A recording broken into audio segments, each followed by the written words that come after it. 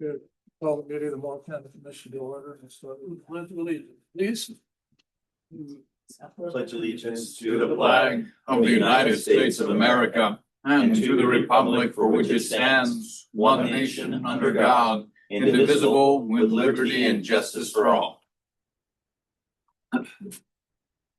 Okay. Next up will be our public comment time. And I'll explain how the rules for that this is the time for the public to, address the commission. This is not a debate time, a back and forth. It's just a time for the public to speak to the commission. Each person has 3 minutes. And we ask that you keep it civil. This is a public meeting. So with that, we'll start with people in the room and then we'll go to Zoom. Is there anyone in the room that would like to make I'm sorry, one other thing. Please state your name and where you're from. And if you represent a group. So who's up? Jonathan, you want to go? Yes, please. So I just want to be noted that OAR 195, I've submitted paperwork and I continually have a problem. During business hours, I legally can't submit paperwork, and I've been told, oh, you have to go through the proper channels. I do not get confirmation on email, and I do not get confirmation when I submit paperwork into this. Please let me know for the record, because I will file a grievance about that as well too. This is becoming reoccurring. Okay, I'm ready. My name is Jonathan Tallman. I live here in Boardman, Oregon. This is my public comment. If the chair rules that the testimony is not permitted during the second reading, please preserve the attempted statement and my procedural objection in the minutes or the record of today's meeting.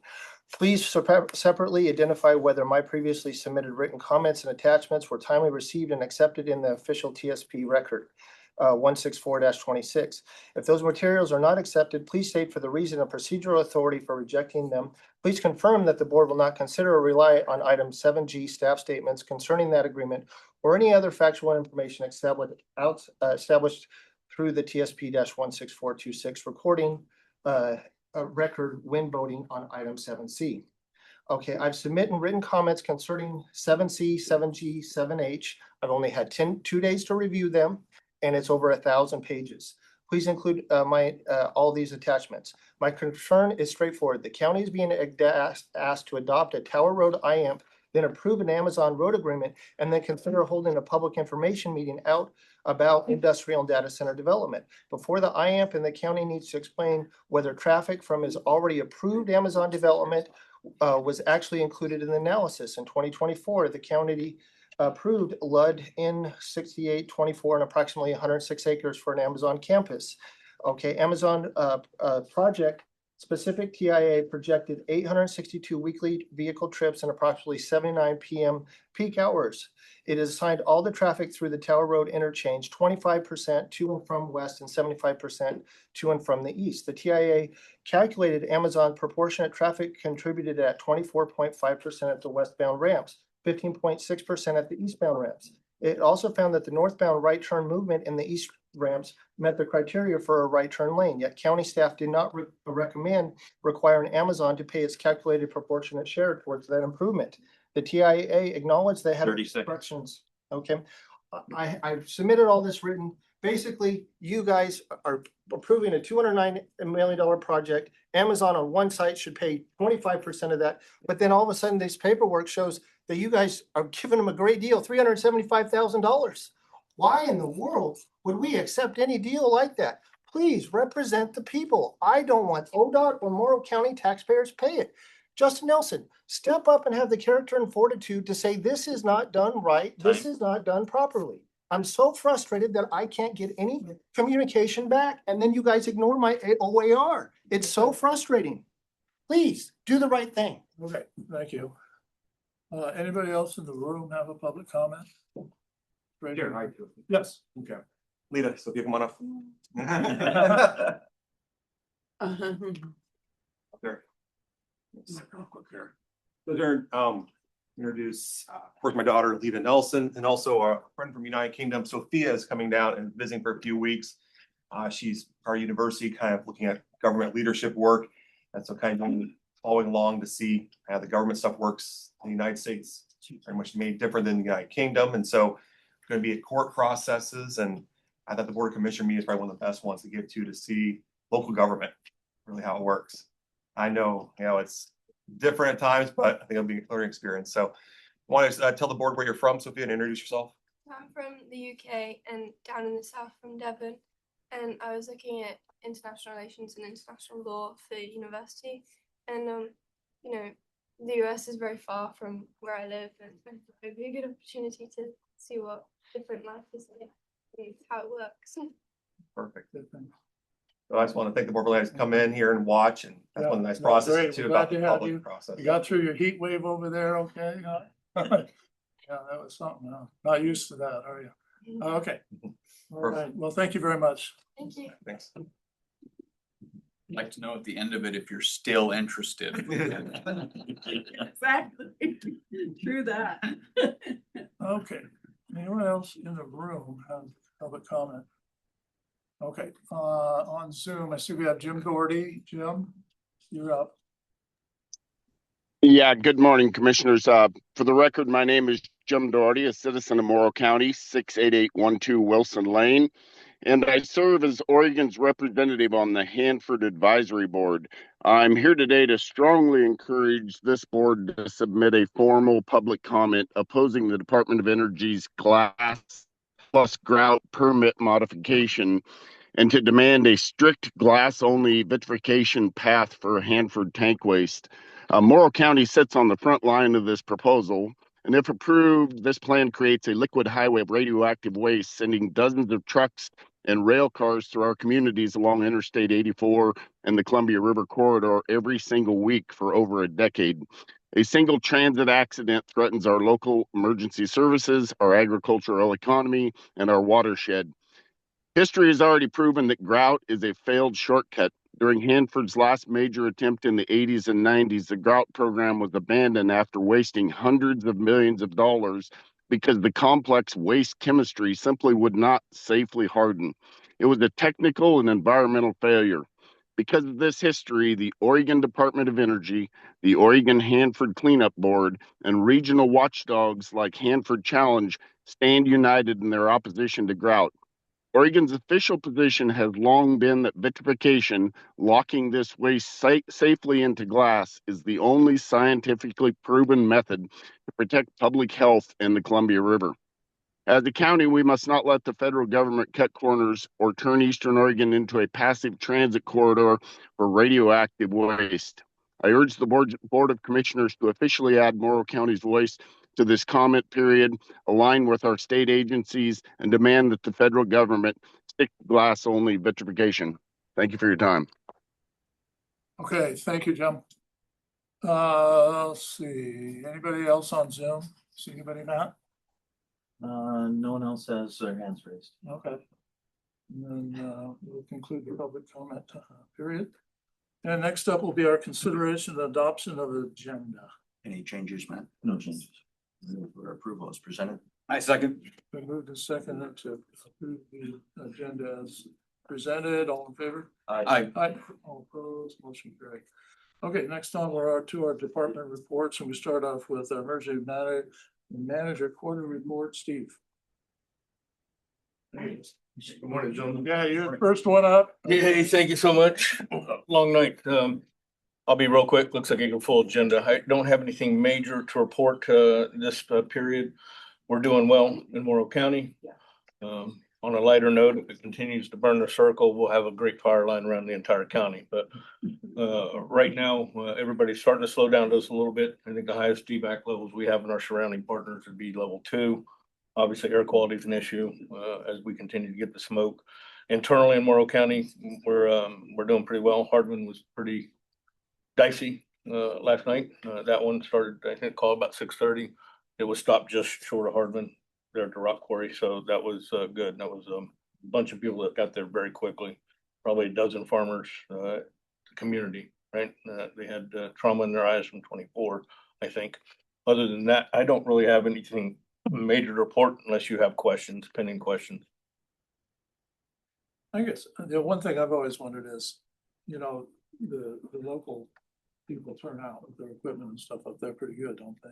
Yes, sir, they do, generally speaking, right? So our challenge in Morrow County, in my opinion, would be location.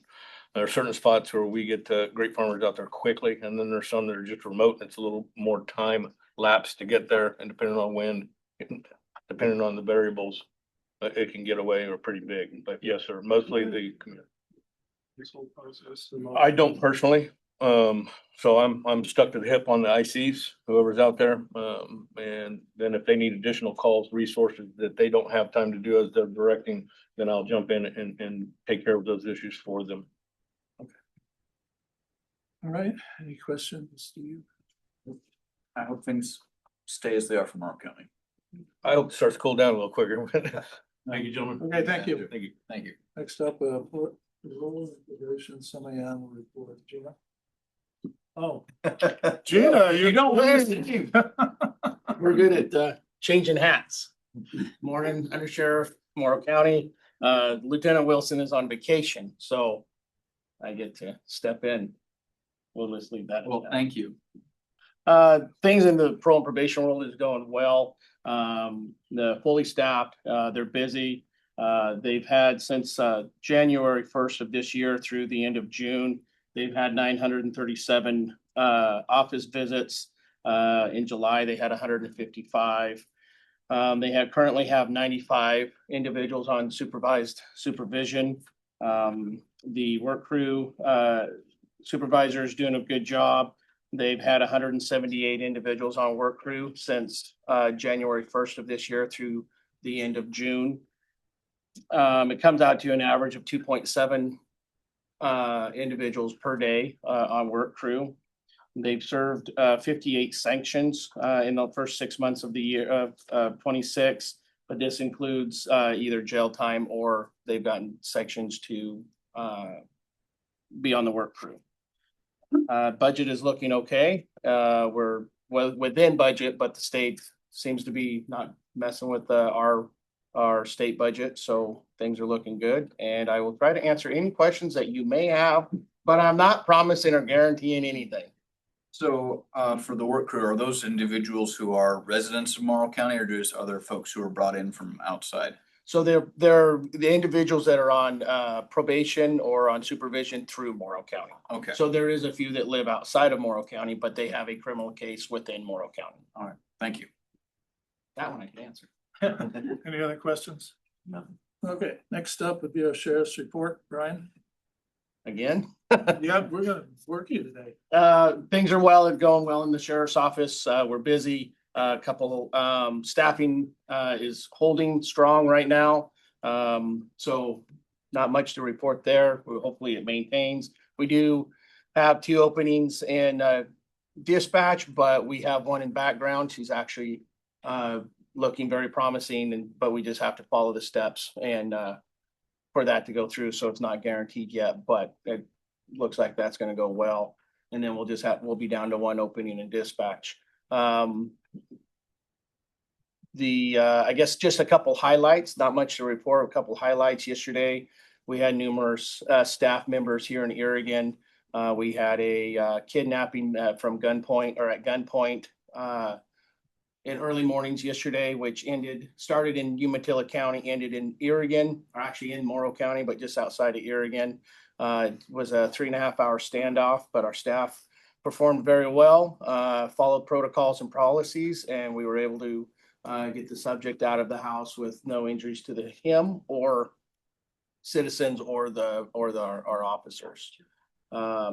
We've also, in the last 24 hours, we got a stolen car out of Heppner, and the deputies were able to investigate that aggressively and was able to locate and arrest the subject in questioning on that inside of or within Heppner. So just little things like that. We're busy like everybody else, but we're moving along.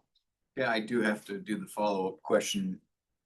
What counts as a big thing if a kid like that? I'm concerned. That's a fair question. I'm going to reserve maybe not to answer that right now. Okay, all right. Okay, that's fair. Yeah, I guess the other thing is, we've got 910 incidents as opposed to 778 last month, but nothing that stands out to you, just August is busy. August was busy, and that's a fair question. I appreciate that because August was just busy. For us, it's daily. I mean, it's our normal daily job, so it's hard. I struggle when I come here to try to pick highlighted things. Like the last 24 hours, those were fairly easy, but yeah, I mean, it's just the same type of things that we deal with every day. So, yeah, it's kind of hard for me to say that pick one thing out of there that would stand out that would match anything that's happened in the last 24 hours. Yeah. Any other questions, Brian? Okay, thank you. Thanks, Brian. Thank you. Okay, next up, our planning department. Tamara? Weed department. Weed department. Oh, I'm sorry, we did both. Don't want to take cuts. Skip it up, Lori. We're ready to go. Not your fault. Brian. Thank you, Chair. Yes, Corey Sweeney, Morrow County Program Manager, Weed Program Manager. And I'll start off my report with our final survey of the year for the plume of thistle at that 8 Mile site. Unfortunately, we did locate 15 plants observed this year. We were down to 2 last year, but it was a bad year for thistle in general, so that's probably not really that big of a surprise. It's located throughout 4 sites in the state, with 2 have been treated and no visual plants. So it's really only found in two spots in Oregon now, and Morrow County has one of them. So we're trying to stay on top of that and continue the surveys. But it was a success finding the plants and treating it. It's been a busy last quarter working with Odo. Odo is still a little bit struggling for time and resource to address some of the compliance issues and get that on track. We've been working together pretty frequently, and yeah, we'll just keep moving forward. We're having actually more on-site visits with more people, trying to get a little more aggressive with some of those. And I'll keep you posted on that. Yes. You've got quite a few contracts. Is there a possibility that you could just contract with Odo and say, look, we'll take care of it if you just let me go take care of it? Because this seems to be a rather consistent issue of they don't do what they're supposed to be doing. Yeah. So Odo would prefer that. They would like that. They would like to see that. But the consensus has been to let the projects and developers just go ahead and do their thing and find their own contractors to do it and take the necessary steps. That worked in Sherman County. The county stepped in on Sherman County to take care of those issues because their contractor wasn't, and then it ended up that they just contracted out with Sherman County to do that. But Morrow County has kind of chosen, not to compete with any, contractors out there, let them figure out their own stuff, and we'll just stay on compliance with that. So,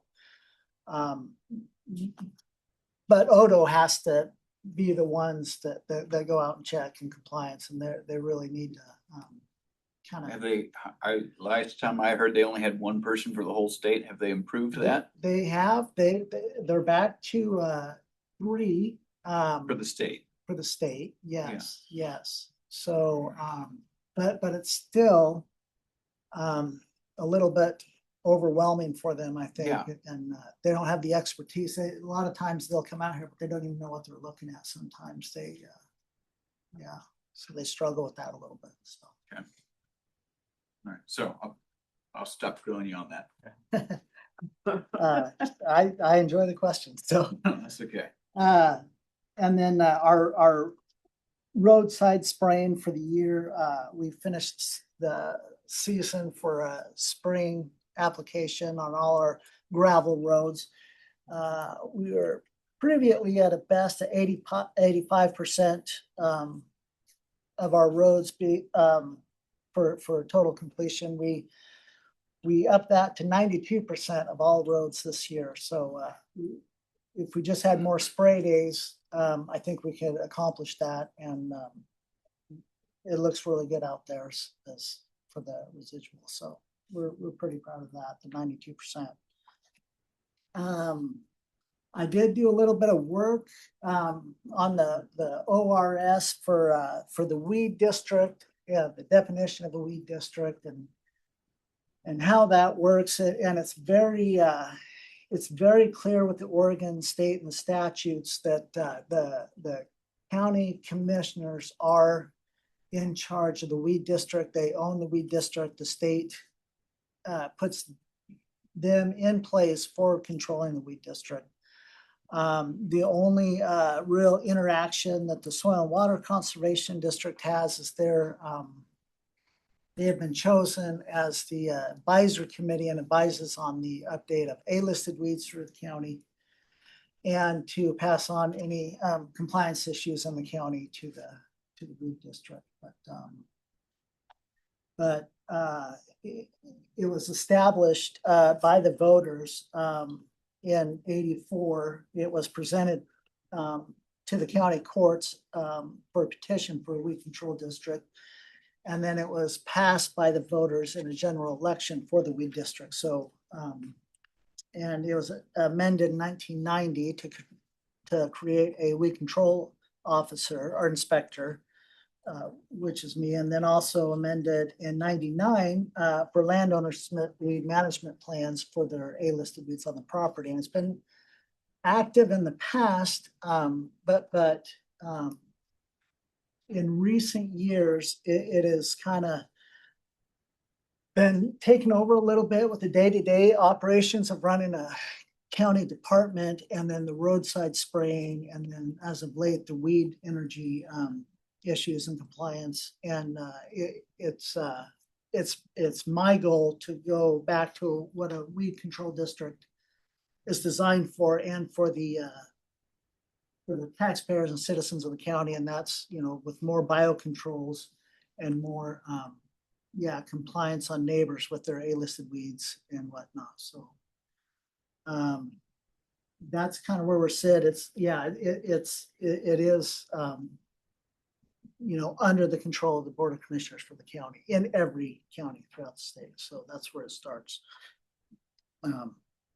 Any questions on that? So is there supposed to be like a committee for it, or is it the Board of Commissioners is the weed district? It's the Board of Commissioners is the weed district. You are the face in the weed district. I don't know if I love that description, but all right. Well, thank you. that's it was the good- it was a state. good That's how they clarification. put it in the ordinance, and they entrust that you will, Okay. will Right. oversee that. Good to know. Or for all counties, I should say. So, and then I have been busy with some noxious weed draft plans and on the process of our locally permitting process, and what the county's looking at for locally permitted on these energy companies, in particular with the solar, and there's a lot of work that needs to be done to get the teeth involved for that, for the compliance, especially with the site certificate itself, and kind of close to what FSEC has with their certificate. And then the manpower needs to be in there too, for the monitoring and the compliance and control, and to oversee such large projects as these. And then they're also, I've been working on a clear defined program for success. I think if the county permits these, I think there should be some things in place that the county should require on these projects, such as clean 100% pass through on all solar rows. You know, I think they should be buried, their lines should be buried underground. So you can get access. Get access for revegetation and vegetation control. And then it'd be nice, you know, to get them at least 5 or 6 feet tall for livestock. And it would be nice to have something in there for the sheep, you know, for the grazing, for the vegetation control on these large projects. It's going to take a little bit of work to get there, but yeah, with the county permitting these, the largest in the nation, and a lot of the, if not most or all of the projects from 300 to about 1,200 acres of solar has failed with weeds and vegetation. There's a lot to be done up front to curb that for the future and set it for success moving forward. So that's what I've been working on lately and continue to work on with some meetings this week. So yeah, it's just trying to give an accurate report. I like to report on the good stuff, but it wouldn't be accurate report if I didn't report on some of the failures or challenges. So now you know the whole spiel of the. I got a few questions. Yes. On the dam with the goats, have we always taken care of arranging that? In the past, yes, with weed control, with herbicide, but as far as the with the goats, no, this is kind of new. This 5-year contract with them has been new with the county. The Corps usually take care of that. The Corps did, and they decided it was too much administration for them and time consuming, and so they figured they'd pay somebody to do the work. And Yeah, so I just want the arranging for it to get done and, you know, contacting, lining up the goat contractor and all that. yeah, That seems new to us. That yeah, part of it. for the vegetation control, yeah. But the biocontrol is a new kind of concept for a lot of this stuff using the goats. And then on the goat, on the animal control on the solar farms, how are the companies to work with on those? Or do you need to work with them much, or is it just pretty much with a person who has? No, it's involved heavily with working with them and seeing where they're at with their contractors and their what's going to be their mode of actions. Sometimes it's not always receptive because their engineers are telling them, you know, it might be a more expensive route or avenue to go. And so there's kind of a little bit of pushback on that sometimes and some figured out, but. Well, that was my next question, because as the solar farms roll in, is there something we should be doing in our agreement to help facilitate the animal control, you know, and or wait till it's all done and then try to put it in? Yeah, in my opinion, there should be, but the way it's being played out now is they're just kind of agreeing and nodding their head. Yeah, we'll do it. We'll, you know, nothing's in place. It's just relying on their word that, yeah, we'll look at this first and foremost. Because do they have to tailor make, but do they have to do certain things in their construction specs to make it work for animals, or is the way they're building them now conducive to it? Everything I've seen is not conducive to livestock or sheep, or that I've seen so far. That's what I've heard. Yes. And so I was wondering if there's something we should be doing ahead of time to say, okay, we want these, part of our agreements with them, these specs need to be in your construction. Yeah. You know. I absolutely think there should be. We're being asked to permit the largest in the nation.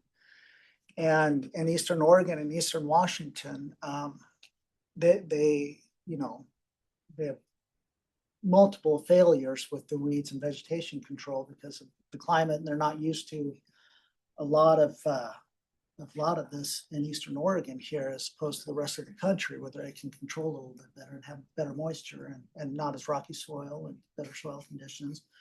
They've struggled with, and so far it's been okay because it may look real bad. There might be a lot of weeds and there might be failures that way, but there's really nothing in there to get after them on that because the ones here haven't really had A-listed weeds. They've just been, you know, your bad summer annuals and mustard and just stuff that looks bad. But once we get into permitting, you know, 8,000 to 10,000 acre solar projects, you're going to have those A-listed weeds, and they are going to have to be taken care of in 20 days. Yeah. Well, is that something, you know, developing the specs and how they should be built to be conducive to animals? Is that something you and your department would do, or is that something we have to get somebody else to do? So that when we go into negotiations with them, it's been tested other places and we know what we're talking about. Yeah. So right now it's under the advisement of my department and what we would like to see and whatnot. There's nothing, no teeth in there that says you have to do this. Is what we'd like to see. Yeah. And a good site certificate like what Odo has, they have like 26 exhibits. It's over 2,500 pages, and they have a clear blueprint on what you have to follow and do to meet success and what their standards of are that's expected of them and the criteria they have to follow. And so it's very thorough. And That work's already been done then. that for Odo, yes, but not for the county, no. No, well, we would just borrow it from them, right? Yes, but there's still some things that need to be changed with that, like the weed aspect of it. It can't, in my opinion, should not be under an appendix or an exhibit. It should be its own exhibit. It's an appendix under exhibit, which is the wildlife mitigation. But all these energy companies and developers, the major problem they have is weeds. That's the number one Right. issue that they have to overcome. And it should be an appendix. Making the solar farms compatible with animal, you know, weed control, it seems to me to be a good integration between ag and renewable, you know, so I just wondered. I think planning would be the place to do that in, and we could make it part of our code that we would require agrivoltaics. So that would be the merging of agriculture and Right, but solar. just make sure we know what we want to ask for and we're not guessing. Yeah. Because, you know, we think if you raise them by this much or whatever, you know, find out it's been done some other places, hasn't it? I could ask Chad Higgins is a professor at OSU who has done a lot of research on the subject, and he's expressed interest because he knows there's a lot going on out here. And if the board would like, I could invite him to come give a presentation on what he would see as a good fit. I would like that. Okay. Because I think, like I said, this is a good integration between our two segments of our economy. I will do that. Okay. One last question. We're Yeah. going pretty good here. Yeah. The drone, now this is Yeah. it's kind of a good Yeah. thing, yeah. Yes. I know it's in here, you're going out for RFP Yeah. and then they provide training with the sale, or are you gonna get that, or are you gonna just read the rule book and, No, Instruction no. book. There's two different drones. One, you can, actually, we have a trainer, Stephen Reckix would be the trainer on the one, and he'd be great, and it'll be a really good transition.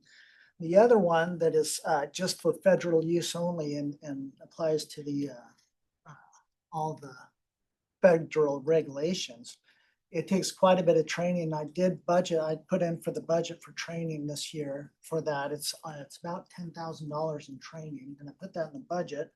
We went out for an RFP, and with that in there, so maybe we could save on it, you know, with the cost, but nobody really, the submissions we got back none of them were near adequate enough to accept. We'll have to go out individually for each individual drone and the trailer itself. And, What are we talking about on size? This big? This big? Because Yeah. they carry chemicals. oh, yeah, they're for tip to tip, they're about as big as the inside of this. Oh.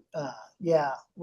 with the four quad copters on each corner, They're folded out. So you're not gonna bring one by a BOC meeting to show us? No.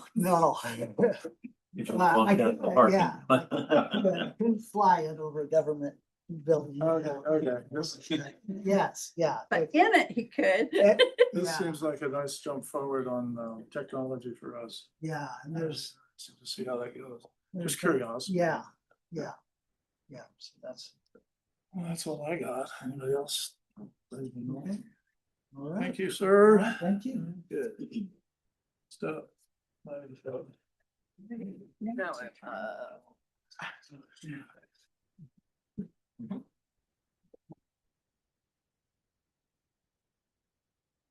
we're here.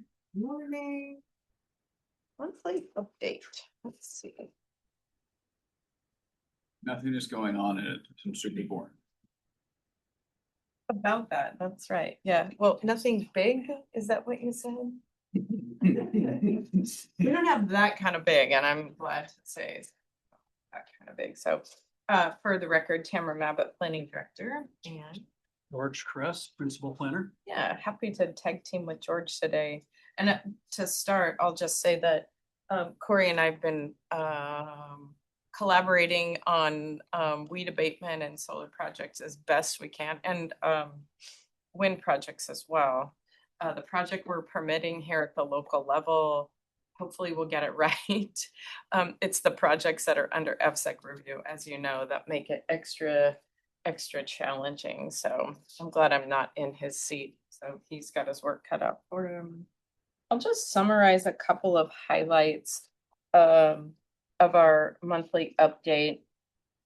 Planning Commission made a recommendation, and the board will hear a Goal 5 amendment in September, at the September meeting. Planning Commission had yet another work session regarding commercial trucks in residential zones. I was on vacation that week, but George Kress and Caitlin Kennedy, our compliance planner, led that discussion, and that was a follow-up from the Luba decision that overturned the county's decision to offer a temporary conditional use permit for a gentleman with a truck on his property. And Planning Commission essentially said, it is what it is. Let's leave the code the way it is, because they're not looking, based on the number of people who attended, both folks who want to continue to keep their trucks, commercial trucks, not pickup trucks, in the residential zone, and folks who don't want to live next to one and they're in a residential zone. So at this point, we're not proposing any code changes to our code to change that. And again, a few years ago, we changed the code so it was very clear that a person could drive a single commercial truck to their home, because we would consider that their mode of transportation, right? But beyond that, no. So if Caitlin was here, she could tell you, we have a couple of dozen violations in various neighborhoods clustered in different areas. And it's really a legacy for the county, probably not being as proactive with code enforcement for a long period of time. And then people see it and then repeat that pattern. And hopefully we stay pretty vigilant and don't create another situation like that. For some of those folks, I met personally with some of the larger farms and said, is there any way you can accommodate these? And 3 Mile Canyon Farm said yes. There's a handful or so of those truck drivers and truck owners that will be available to them, but that's just part of it. And the other folks will have to look at the marketplace and see where they can go with them. So we did our best to accommodate them, at least temporarily, and then the rest is up to them. So hopefully it doesn't put anybody out of business. There's some really good models of how some enterprising landowners took care of that. There's 2 different locations off of Highway 395 north of Hermiston where people park their commercial trucks in a gated area with razor wire, locked gate, because they're only used 2 or 3 months out of the year, and in an industrial zone, which is where they're supposed to be. So for now, we put a pin in it, except our compliance planner has her work cut out and move forward with it. A lot going on the energy front. We have a large solar project. We've had a pre-application and a completeness review that will go to Planning Commission and then the board. Working closely with Corey in the weed department on that aspect and various other agencies. There's another large project, the Sunstone Solar Project, that's currently in the process with EFSIDE. We did have a meeting with them and they're considering withdrawing and doing the same as in Emanate and applying with us. And then just Monday, feels like Friday already. Yes. And just Monday, we had a meeting with a whole new solar project that would be in the north part of the county. Generally, it's a couple thousand acres and they would also apply at the local level with us on that. And what is Sunrise? Commissioner Peters and I have had meetings over the past month about looking for a shorter route for the Pacific Core transmission line. And I think you probably heard from some constituents that 31.8 mile transmission line, 500 kV project. They had their open house and public meetings, which is required by law. That's required before they file their application with us. I attended and provided testimony and encouraged them to provide direct notice to landowners and adjoining property owners. Folks kind of found out accidentally, maybe somebody happened to read the legal notice because not everybody reads legal notices. So some of us nerds look at them in the paper on a regular basis, but not everybody does that. So they weren't legally required to do that, but I'm sure when it comes to our through our local planning commission process, we will definitely provide the legal notice and notice to adjoining and adjacent landowners. Just a few more highlights. On the Columbia River Heritage Trail, Clint added a piece there. Next month, we'll have a little bit more of a presentation, but he had a young man from Boardman who was looking for Eagle Scout project, and he completed that Eagle Scout project by getting a team of folks. He replaced some directional markers and some trail markers and improved those. So I'll save the highlights of that for our presentation next time. Stephen Resix has another nice map. He's been monitoring the construction of the courthouse in Hepner. Already talked about code and compliance. Lots of various activities around water. As you know, I'm part of the Clean Water Consortium. We have Jared Tesh, who's the director and doing lots of work, but we do a little bit of support for him when that's required. We've also met with our new planning consultant, a firm of record, to put together a scope of work to do a major comprehensive plan audit. We're not quite ready to get authorization and funding allocated for that just yet.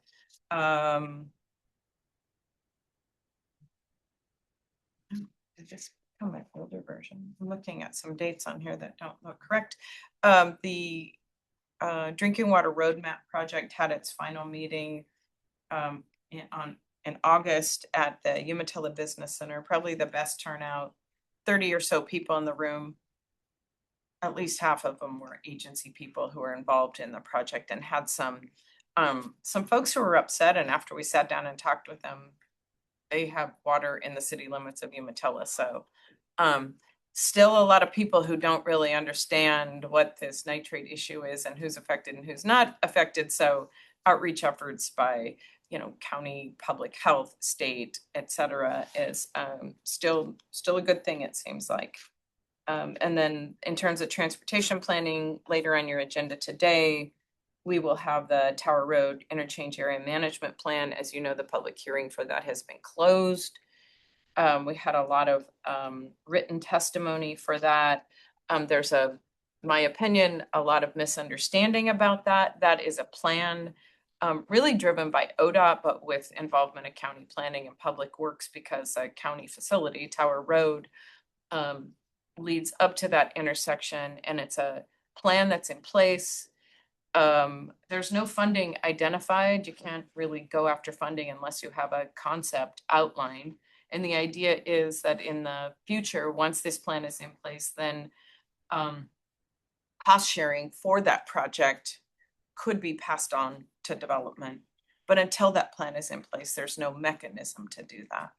And we will be considering, among other things, with our transportation system plan update, system development charges for particularly geared towards large development and large infrastructure improvement projects. But we can't start imposing things until we have plans and programs in place to do that. And the last piece about transportation system planning, we did last month, the board approved a intergovernmental agreement north of $300,000 funded by the Transportation Growth Management Program. We have our kickoff internal meeting later this afternoon with a consultant, which is David Evans and Associates.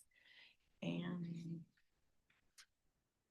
I think what I'll do is defer to George to talk about what he saw last week. Thank you, Tamara. Just as an add-on to the monthly report, I was asked to attend an open house last Tuesday on August 11th. That was put together by Amazon, AWS. And this was at their own initiative, and it was held at the Columbia High School, which is over in Burbank, Washington. And for a little follow-up or just a background information, they've been in negotiations for quite some time with the Port of Walla Walla for developing a new data center campus there, Wallula. And so they held this meeting there at the high school. I guess it was the largest open space available for a meeting there near Wallula. And Amazon put this on to provide information and field questions for the public. There for specifically, excuse me, for the people of Walla Walla and the communities around there. It was well done. Amazon the room was used very well. They had several employees from Amazon, and they had charrettes there, which they provide information on energy usage, water usage, the environment, employment, and labor issues. And it was well attended. While I was there, it was held from 4 to 8 on that Tuesday evening. And I think over the time, there's a newspaper reported there was over 125 people or so. I gave Matt a few examples of the handouts there, so at your leisure you can see those.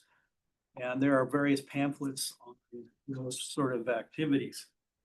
Currently, AWS is in the final negotiation stages for purchasing the property and permitting with the county over there. And they're looking at this as approximately 3 campuses or 3 buildings, 220,000 square feet, each in size, for housing their AI operations. They're also looking at an additional 500 acres in the future for over there in the Wallula Gap area. So it's going to be quite a development. But there has been a lot of interest, of course, both in the state of Washington and Oregon about data center campuses. And AWS, to their credit, they want to jump out there and get enough information out for the public. So try to give information to folks so there's not so many rumors going around. And they have really good examples for water usage, and they compared that to farming practices and energy. So overall, I think it was very good. Most of the people who were there were just seeking information. There were a few folks there that were concerned about data centers in general. And I believe there's an attachment to the memo there where I have a few photographs there of the people attending. And the lady there in the black shirt, she is one of the folks there that were in attendance there that wanted more information, but in general, she said no data centers in Walla Walla. So that's, you had a pretty good spectrum of folks that were there. And I want to compliment the AWS on their presentation and their hospitality. The folks, this was their meeting, their production. There were officials both from the county and Walla Walla, the Port of Walla Walla in attendance, but there was no formal presentations. They were there just to see how this went and to answer any informally questions from the public.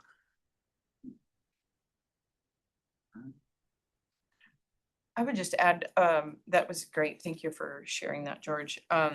AWS, and I'm less familiar with other data companies, but they've changed their corporate model and they are now starting to do these things. And I know it's a business item on your agenda later to talk with our county administrator about that, but they are now welcoming opportunities to share with the public because they're businesses that are permitted, follow the protocols and the laws that are in place, et cetera.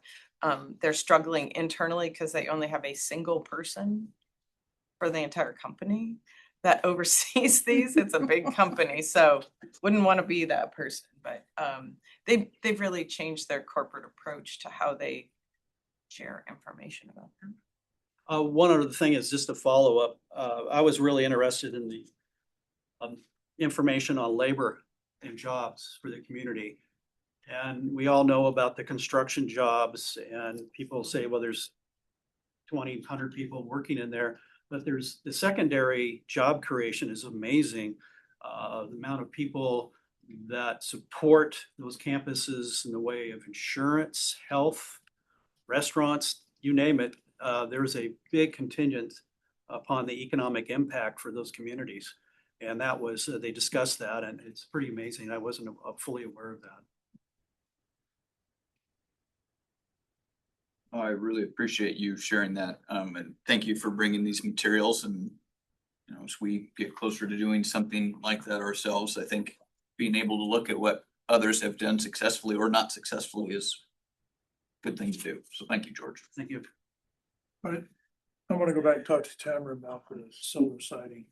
Is this a trend to drop down from FSEC to low? Not a drop down. I mean, Yeah. It's okay, I understand. We're better. Yeah, well, I've been kind of vocal about that, saying we can permit these and big projects, and now they're here. Yeah. And we're living up to that, but it is because House Bill 4031 was passed earlier this year that allows those larger projects that would otherwise, solar projects that would otherwise normally go to FSEC, to withdraw from FSEC and permit at the local level. So we have a more streamlined process. We're not as expensive.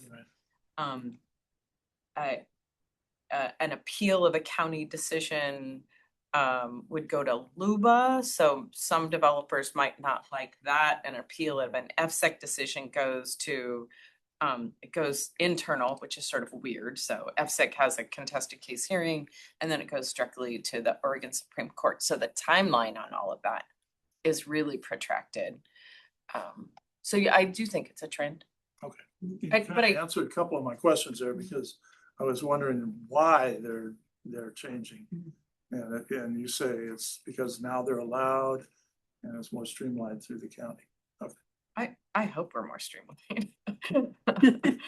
Just a clarification, there is a kind of an end date on that though, just for these, or is that going to be continual? Oh, gosh, it's been a bit since I read that House bill. I'm just wondering. I think it was only for projects that qualify for the federal tax breaks. And as soon as that ends, then hypothetically this bill would end. But I would suspect that there will probably be some lobbying to make that indefinite. That's right. And then As it currently stands.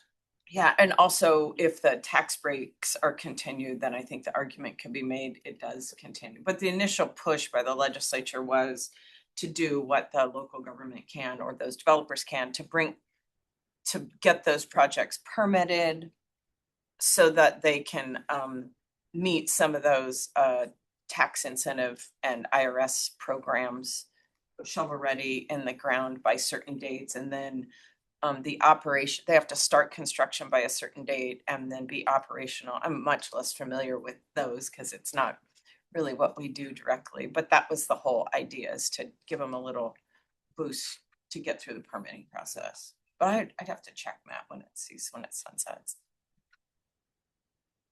Our staffs have, did you say at one time a while back that they were attending or listening to webinars to get a better feel of that process? Or maybe not, I might be thinking of something else. Do they have to do that additional training to handle, because some of the projects are pretty big? Well, the Rural Energy Academy, George and I and Clint, Valerie and Commissioner Peterson listened to that. That was not specific Oregon, but it gave us some really good background, I think, additional to what we already have, I think was helpful. That kind of ties into streamlining. Sure. Yeah, okay. Yeah, and then the tax piece is somebody else's, somebody else within the county to deal with. Yeah. There's Any other questions of Tamara? Oh, Bobby just looked this up. Completion deadline project by December 31, 2030. So some of these might not get built right away, but they'll start. It's usually multiple years. And the projects we're looking at will be permitted as a large project, but built in phases. So- Like and- Sunstone. Right. Yeah. And it's a little more nimble on the local level you permit a project and you have to make a modification. It's a lot easier to go through us than FSEC. Yeah, that's a really good way of putting it. Not that we're easy. I mean, they have to Easier. meet this, they have to meet the standards, right? But, More understanding. How Yeah. do you handle the three goals, 3, 11, and what's the other one? So they have to meet with FSEC. That's right. Actually, that is the reason one of the larger, like the M&8 project will come before the board, because if you meet a certain threshold, then you have to take an exception to planning goal 3. And that's a plan amendment. So that legislative amendment is a recommendation from the planning commission to the board. Otherwise, the smaller projects are just a conditional use permit that the board wouldn't see. Right, okay. Any other questions? Thank you guys both very much. Thank you. Okay, next up is our treasurer's monthly report. Elaine, on his own, We'll see her online. It's written report is included. yeah, we'll go on to council table monthly report. Kevin, did you have anything to add? Not necessarily questions. Okay. All right, next up is our consent agenda. Anything you guys want to pull out of that to talk about separately? I don't. Do you have anything, Jeff? I had some minor typos or corrections for Valerie to make on the minutes, and I presented to him. But they're, okay. All right. I move to approve of the consent agenda with some scrivener's corrections to the minutes. Second. Moved and seconded, further discussion. All in favor? Aye. Aye. Opposed, same sign, motion carried. Okay, now we'll go to our public hearing. Camera, are you gonna give me a script? Yes, it's right here. Is that for You the were road? talking, I didn't want to. Yeah, the road. Yeah, what's he asking? He's on the road. He's- Oh, Okay, you guys want to come? That's you. I don't get all the public hearings. Matt gets. Sure, I'm there too. No, you've got it covered. Go Matt. Okay, now we're going to start a public hearing for the legalization portion of the CR 50, 550, Morgan Road, CR 537. And we'll start with our, well, first we'll start with do the commissioners have any conflicts on this deal? Next up, we'll go with our staff report, please. If you want to introduce, just for the record, we know who you Right. are. Okay, so yeah, for the record, Matt Kenny, I am contracted Morrow County Surveyor, and also business owner for Kenny Land Surveying, which is the hat I wore when doing this work. So yeah, this is, a legalization proposal for Immigrant Lane and Morgan Road. We brought this to the board months ago. The board went ahead and ordered a survey for it, which we completed. We presented those survey results and a report of those results to the board. Notice was prepared and sent by certified mail, and posting is required. And today we are here to fulfill the public hearing aspect of it and hear any testimony from interested owners. I will note that we had all but one of the certified mail was accepted and returned. One was undelivered. So that was pretty good. I guess in summary, I'll just kind of go over the road report that we prepared just as a quick summary for anybody listening as to how this was developed. The portion of Immigrant Road that's being legalized was established in 1882. It was called the road from Butter Creek to Willow Creek. Morrow County was not created until 1885, so it was one of those Umatilla County petitions that their road department helped me kind of track that down, which was nice. And it was one of those road descriptions that traveled, due west and due southwest, and they would give bearings by the nearest degree with chainage. And so you can understand that when you're describing a route that has multiple little angle points in it, the road as traveled and constructed obviously didn't quite follow that route specifically. So hence the need for a legalization to fix the right of way to the actual physical road location. That right of way was 40 feet wide. Pretty much all the roads in that area are all 40 feet wide. Morgan Road has a similar history. It was a little bit later of a road, but it was specifically called out as a 40-foot wide road that actually followed the section lines in the area, and it's pretty much due north-south. M&A contracted a survey prior to this legalization process by a company called FFN Surveying, and they did substantial work in showing some of the section corners in that area. A lot of them were calculated, some of them were established. That survey was used because it fit the road really, really well. In the survey world, when you have a road called to is following the section lines, and you have evidence that road hasn't been altered extremely over the years, then that's your best evidence for ownership for the section line location. So that was used to help determine the corridor for Morgan Road. Let's see. We did kind of look into impacts to utilities and property owners. There is an underground gas line in the area that runs kind of northwest, southeast, doesn't follow the road corridors whatsoever. That's a separate, there's easements in place for that with the owners in the area, so that does not affect this project. I didn't see any evidence of any other utilities, any telephone pedestals or power bolts or anything like that. All the power's overhead out there. Being a 40-foot wide road, it pretty much encompasses the gravel surface, maybe just a hair more in most locations. So there was no buildings or structures or really any fences even within the road corridor that would affect landowners directly that I saw in my survey results. So in the end, I think in conjunction with Public Works, we kind of determined the road had been there and as traveled for 10 or more years, which is a statutory requirement. So we measured that location and fixed the right of way to the road, 40 feet wide for both roads. And the Public Works Department made a recommendation that it was in the public's best interest to go ahead and move forward. And that's kind of the gist of that. Do you have any questions? Any questions? I guess I do. So I got a letter, and I suspect the other board members did, from a resident nearby who had some concerns, but we're just legalizing the road that already exists.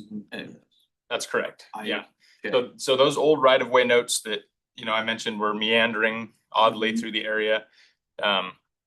This fixes, so that's where the record comes from. That's where the road was originally established from. Well, as we've got motor vehicles and then wheat trucks and long trailers, the roads tend to get lengthened and curves get widened and things like that. So we're fixing that record right of way to what physically exists today, which has in fact been there for 10, probably many more years. Yeah. So yes, correct. I thought so. I just thought I would be sure in my understanding. So thank you. There's discussion about use of easement kind of stuff, but that's not an issue for today. Okay. I did have one question, given the test, I believe it was a letter that was sent to all of us. I didn't know, do I read that or is that going to be any testimony provided that was sent to us? Is that something that I need to do or is that someone else? So Sent just individually or? It was sent to Your, all the commissioners, me, Matt. okay, so it got sent to you then I guess also as part of the packet. Okay. so it just needs to be part of the record, but we don't have to read it out Okay. loud. Okay. Yeah. Okay. So So thank you we for the will probably clarification. need a motion to accept it into the record, Justin. Yes. Yeah, I think if we had it and you have a copy of it. Okay. I will go ahead and make that motion. Okay. Well, I'll wait when we until get to, when we yeah, get to gotta that wait point. till That's we fair. get to that. Sorry. point. Did you have anything you wanted to kick in there? No, just looking forward to the legalization of basically the as-built. Yeah. I'm sure you are. I'm sure you are. Okay. Road guy likes roads to be where they're. All supposed to right, be. thank you guys. Let's see. That's the. I do want to read one thing before we move on further. Persons who wish to provide testimony may do so orally and writing, and this is for the general public. Testimony and evidence must be directed toward the applicable criteria. Please sign a sheet in the back of the room or make a note in the chat if you are participating via Zoom. If you would like to present testimony, please speak only when identified by the chair and begin by giving your name, spelling of your name and address. If you have exhibits for our consideration, please provide a copy to staff. Okay, is that the only staff that was going to testify? Okay, no, I mean, I just want to make sure we go step by step here. Okay, then does the applicant I think that's it's kind of a weird situation it's here a on weird those, yeah. situation. Okay, there's questions. Okay, now we're going to open up public testimony. We'll start with anyone who in the public who would like to speak in favor of this. If you're on Zoom, just raise your hand. Okay, don't see anybody. Anybody see anybody? No. Okay. I could just, if you'd like to sit back in the audience to allow Okay. anybody to. Thank you. Okay. Is there anybody in the audience who wants to speak in opposition or neutral? The neutral is if you just want to make a comment. Yes. You have a Zoom user. Okay, why don't you go ahead first, Jonathan? Okay, thank you. We'll take like we usually do in Yes, room Jonathan. and then on. Thank you, Jonathan Tallman. Please accept these comments into the official record under ORS 368.206-2. I'm sorry to interrupt you, but we have the same criteria that we're using on this now. It's 3-minute testimony. Okay, go ahead. Okay, so please accept these comments into the official record under ORS 368.206-2. The county's report says that MN8 Energy requested the legalization for the Wellspring Solar Project to confirm public access and facilitate possible future right-of-way easement acquisitions. Before approving it, please answer, why is the county doing this now? What is the public purpose? Does it serve beyond assisting MN8? Does it have any direct or indirect connection to Pacific Corp's proposal 32-mile Apex Maverick transmission line, including construction access, utility crossing, equipment delivery, or future easements? Have MN8, Pacific Corp, or other contractors provided surveys, LiDAR, route information, or access requirements. These projects appear to be presented in separate pieces. Please provide all existing maps showing how the road legalization, Well Springs project, proposed substations, future easements, and anything known to Pacific Tort transmission or access corridors overlap. If no combined map exists, please explain the county concluded that there will be no negative impacts or of adjoining owners. The packet survey is for review. Is the county adopting a final record survey or a preliminary document? Please identify every affected tax lot, provide proof for every abutting owner, receive personal notice, and explain whether the proposed 40-foot right-of-way reaches private property outside the historical road corridor. I'm also emailing Pacific Corp Attorney Zach Regala and ask that these questions and materials be preserved in the Apex Maverick pre-filing and future CPCN record, because the final survey, affected tax lot, proof of service, and combined project information are not being clearly presented. And I only had 2 days to review this information and leave written record open for at least 7 days after all requested materials are provided. Please rule on this request before closing the hearing or voting on the legalization. Any approval should state clearly that legalization gives M&8 and Pacific Corp no additional property or access rights, and authorize no widening, utility construction, or taking of private property. Thank you. Just before you get on, John, just to make sure, is this opposition testimony? Or neutral? I just don't know enough information to be neutral or opposition. Gotcha. Yeah, good question. Because we might have to separate that going in the future, just. And I don't- clear. Okay. Yeah, I don't know without having that information. Okay, thank you. Anybody else in the room wants to speak? In opposition? Anybody in the room wants to speak neutral? Is there anybody on Zoom who wants to speak? We have our hand raised. Is this opposition? And please identify yourself and where you live. Your name. Are you speaking in opposition or just a comment? My name is Cameron Krebs. I submitted written testimony. Apologize for joining late, commissioners. Checking 3 kids into the county fair today. You're checking the kids in? Well, 6 animals and 3 kids and 1 dad. I want to make sure that I am attentive to these issues that are going on. There's a lot of development occurring in Morrow County. My particular opposite stance is that Immigrant is a historical route with visible Oregon Trail ruts abutting or inside the 40-foot right-of-way as it exists today.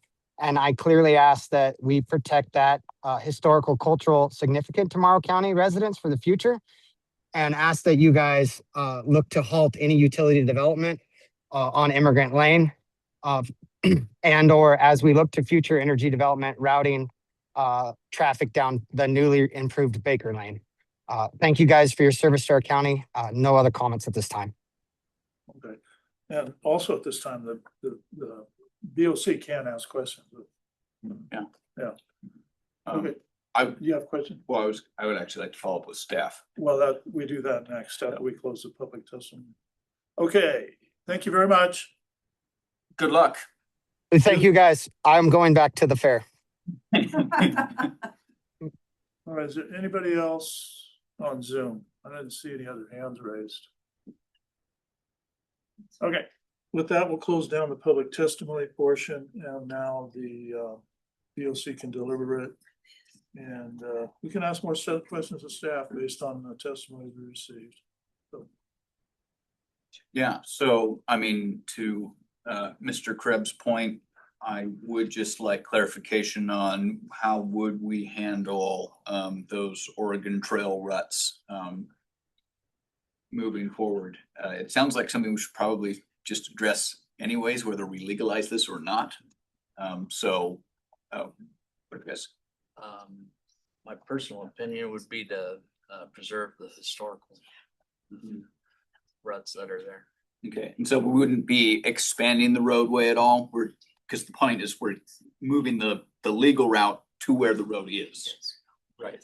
Okay. Yeah, so this process just fixes the right of way.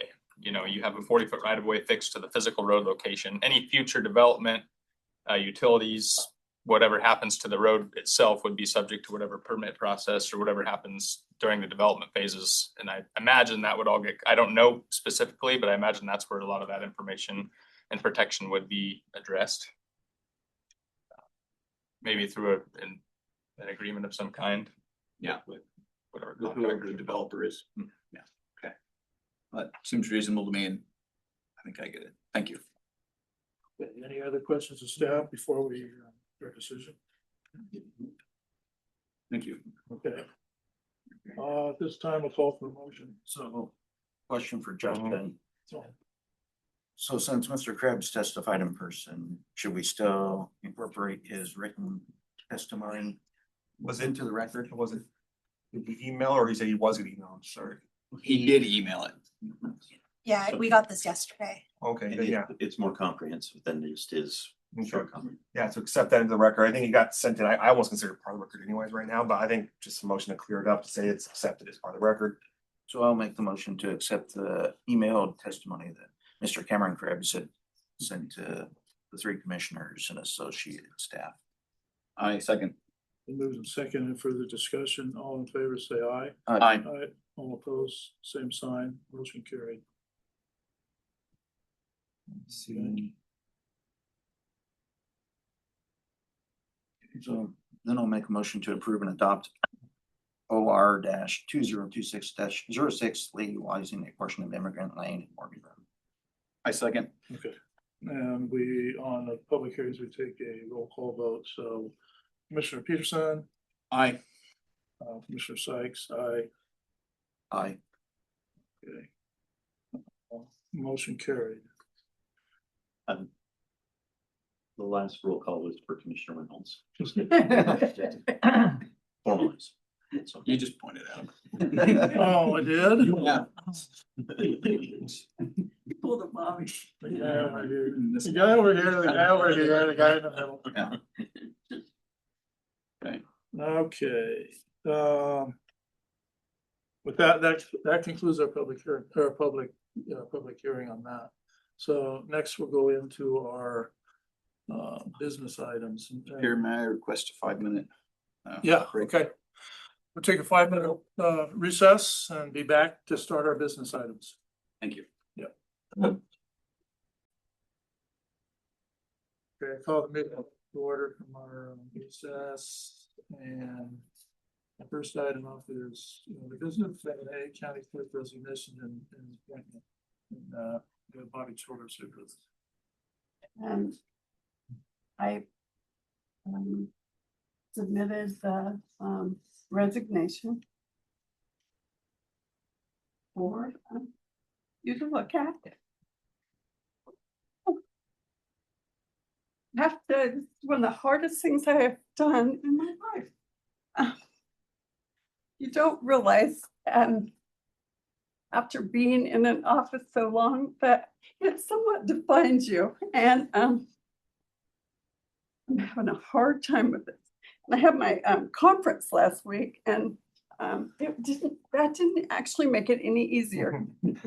When I left, their quote was, "Okay, when we have a difficult situation, we'll do what would Bobby say?" So I feel like I might have made my mark in more places than one. Anyway, I'm asking you commissioners, I did talk to the state, as Dave, as Commissioner Sykes asked. They were okay with what I proposed. They actually did a temporary administrative order on Monday, which they had to amend because Bobby called them up. And they amended it effective yesterday. That basically people can file with them for any openings, except now I can file. They can file with me because they put, you must file with the state. Well, I'm not the state, and anybody that wants to file would have to go to Salem or that. So anyway, they got that fixed. Basically, what I'm just asking is for you to accept my resignation and reappointing me to the office until January 4th, when the next county clerk will be sworn in. And that would be my last official duty. I guess I'd also just add real quick too, you know, I always think the election one timelines are confusing. All right, that's the thing, and that's where when Bobby first came and talked to me, I said, "Would you talk to the state because, gosh, these are confusing things at times." And then different offices, how the appointments go, and even when the elections go, and coming up to how long it'll be open for. So I looked up the statutes too, kind of delved through it, and weird, but it does fit. I mean, everything like the state's right, of course, they generally are at times, and I give them credit. The election stuff know that office knows their stuff pretty good. That's why I double checked and looked at the timeline, say, hey, is this correct? It seems kind of different, weird, short timeline to file, you know, the general election, and it all fit. I mean, the statutes, it fit on it. So the proposal, the state said that what my interpretation of the statute also. So it looks like the state confirmed again, and he spoke to him again saying, and luckily corrected some of these things because the clerk definitely want our folks with a short timeline somewhat. And when would be the filing range? I think that's an important one to mention too. So if the Mhm. commissioners agree and reappoint, then I'll be vacate then. So tomorrow they can start filing with me until the 25th, Until 5 p.m. Okay, August 25th. August 25th. So that's a shorter one, yeah. And it's and I think also I've already gotten calls. yeah, I think there's already several folks, yeah, I mentioned. One of the questions that came up is, well, gosh, this is different what we've done in the past too, right? That was one of the questions, like, haven't we normally opened up to applicants? We've sent out, I mean, put publications in the newspaper, you know, isn't that required? And looking at it, no, it's not required for this. That's our general practice. I mean, that is the general, and it makes perfect sense where we have the public come in, you know, have a lot of time for it to come in and for the board to consider. This would be, so not required to do it that way. I think it's a little bit different too when we looked at it, the unique nature of the elections of it's starting. Like, I think I've always been surprised with the elections. You're starting stuff, like when do the absentee ballots? I mean, you start doing stuff pretty quick here. Yeah, September. Okay, and so that's the weird turnaround time too. They're already starting to do stuff with that person. Sending someone new in there could be difficult. So I can understand the board's concerns, like, well, gosh, we're doing something different than what we normally do. I think the board's able to articulate a reason why this is a little bit different, especially on the short timelines they have to get it in on the ballot, the general. And so that's just the background I wanted to give. Did look into it, understand some of the board's concerns maybe of that it is different than what we normally do. Anything else? All I have is a comment. And the reason I did ask you, and I'm glad Justin researched, is I ask all staff, please follow this to the letter. Yes. So it does not come back and bite us, And I understand. the ones that are voting. I absolutely And understand. I don't think was there an exact case just like this for president, or just you kind Oh of yeah, you start seeing piece these things yeah. together? No, it does. Yeah, Sounds very like unprecedented, huh? Or not? I mean, yeah, it's just different. I mean, we're these unique timelines that fit in. If we do it here, then they can keep it open to this general election. It's, I mean, unprecedented in the state. For us, it is. So what I would say here in the county, but it's it fits. It's just It is not a norm. No, It fits, Bobby. yeah. Not the norm, but it fits and legal. But- There we go. But you know, talking to the state, I researched it and asked, and because you asked, so most of the time somebody throws in their chief deputy, goes forward and finishes up and takes care. But I don't have one. So and I don't want to leave the county high and dry. I absolutely want, the reason I'm doing this isn't because I want to quit. It's that I want that person off of that general election, because for me, you know my personality, it's not going to hurt my skin any. But somebody that is new, it's very hard to tell somebody that yes, you can count your votes and you can be honest about it, because you are going to be questioned. So getting it off cycle, it is not as detrimental to the public, it seems. So that's my reasoning, and you guys have always been supportive, and I put dates in here on the order. I didn't know when my term would begin per se, that you wanted, whether it be today, tomorrow. So I left that open. On the appointment, if you so choose to allow that, I left that August date blank. And then I did put some general rules in there, so you could kind of see what those did. And I'm just asking you to allow me to continue the job I was elected to, but vacating in order to let someone else run in the November election for the position of Morrow County Clerk. All right, I'm ready, Bobby. Okay. Good. Well, just a minute. Yeah. I'll be on here. We get the chance to ask your questions if we want to. Do you have any questions? Or just Justin too? Okay. You want me to do it all as one motion? We can go through and look through those here.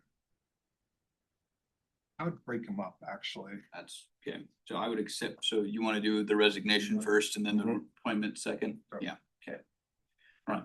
I move to approve the resignation of Bobby Childers as Morrow County Clerk effective August 19th, 2026. Second.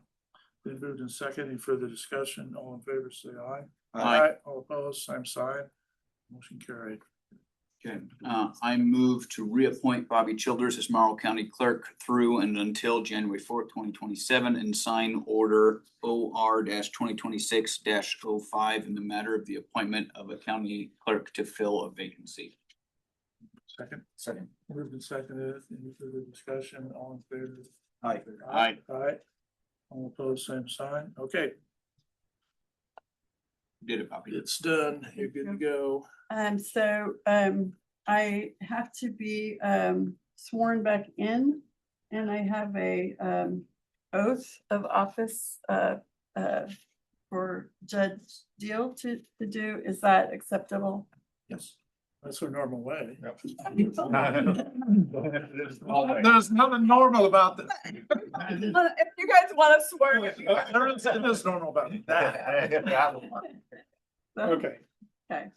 And then, No sin. Yeah, Okay. that's fine. okay, well, I really appreciate this, and I just want to say, I have had so many great years with this county, and we have some amazing people, and I just, you guys are doing great, so thank you.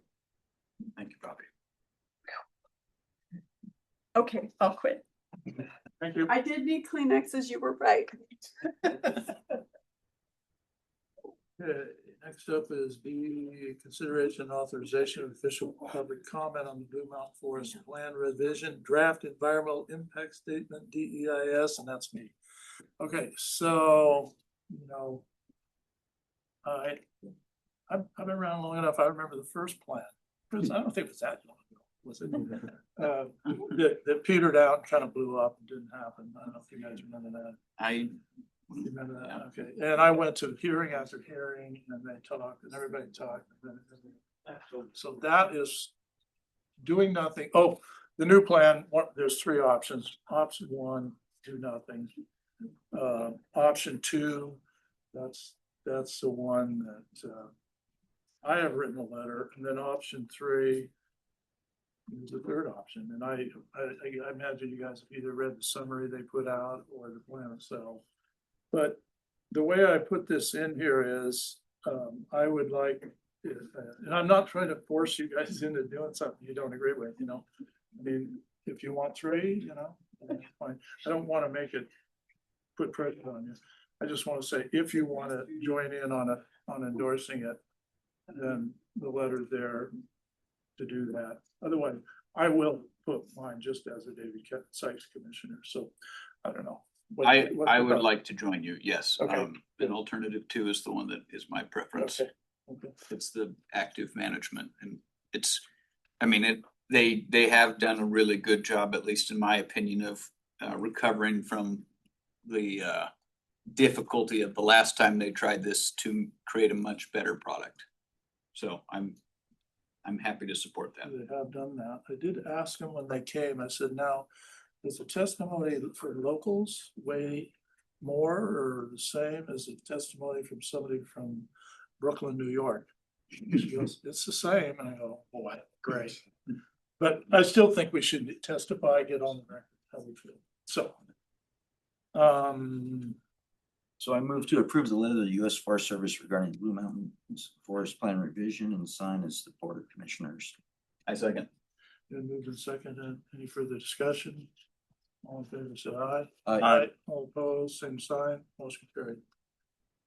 Okay, next up is second reading of ordinance adopting entire road interchange area management plan, IAMP, amendment to the Morrow County zoning ordinance to implement the IAMP. That's Tamara. Thank you. For the record, Tamara Mabit, Planning Director, Caitlin Kennedy, Compliance Planner, but obviously she does more than just compliance. She does a lot of other things as well. So the public hearing on this has closed. It closed 2 weeks ago, which means there are no additional items entered into the record at that time. And today is, it's a formality to formally adopt the adopting ordinance, and then the amendments in their entirety are attached. And my apologies for such a large product that's that was in your packet. Worked closely again with Dan Kearns, who is on the line, just in case you have any questions about the process or the substance. There he is. Anybody have any questions of Tamara or the ODOT person? No. No, okay. There's a suggested. I guess my only question is what's in our board packet here is the suggested motion. That's going to be enough. We don't actually have to read the title of anything, or just by reading the suggested motion is adequate. That'd be fair. Is that right, Dan? Right. The motion is to adopt the ordinance. It's a second reading, as I understand it. And so you've had the information available to you. So the ordinance adopts these documents. I think they're referenced as exhibits.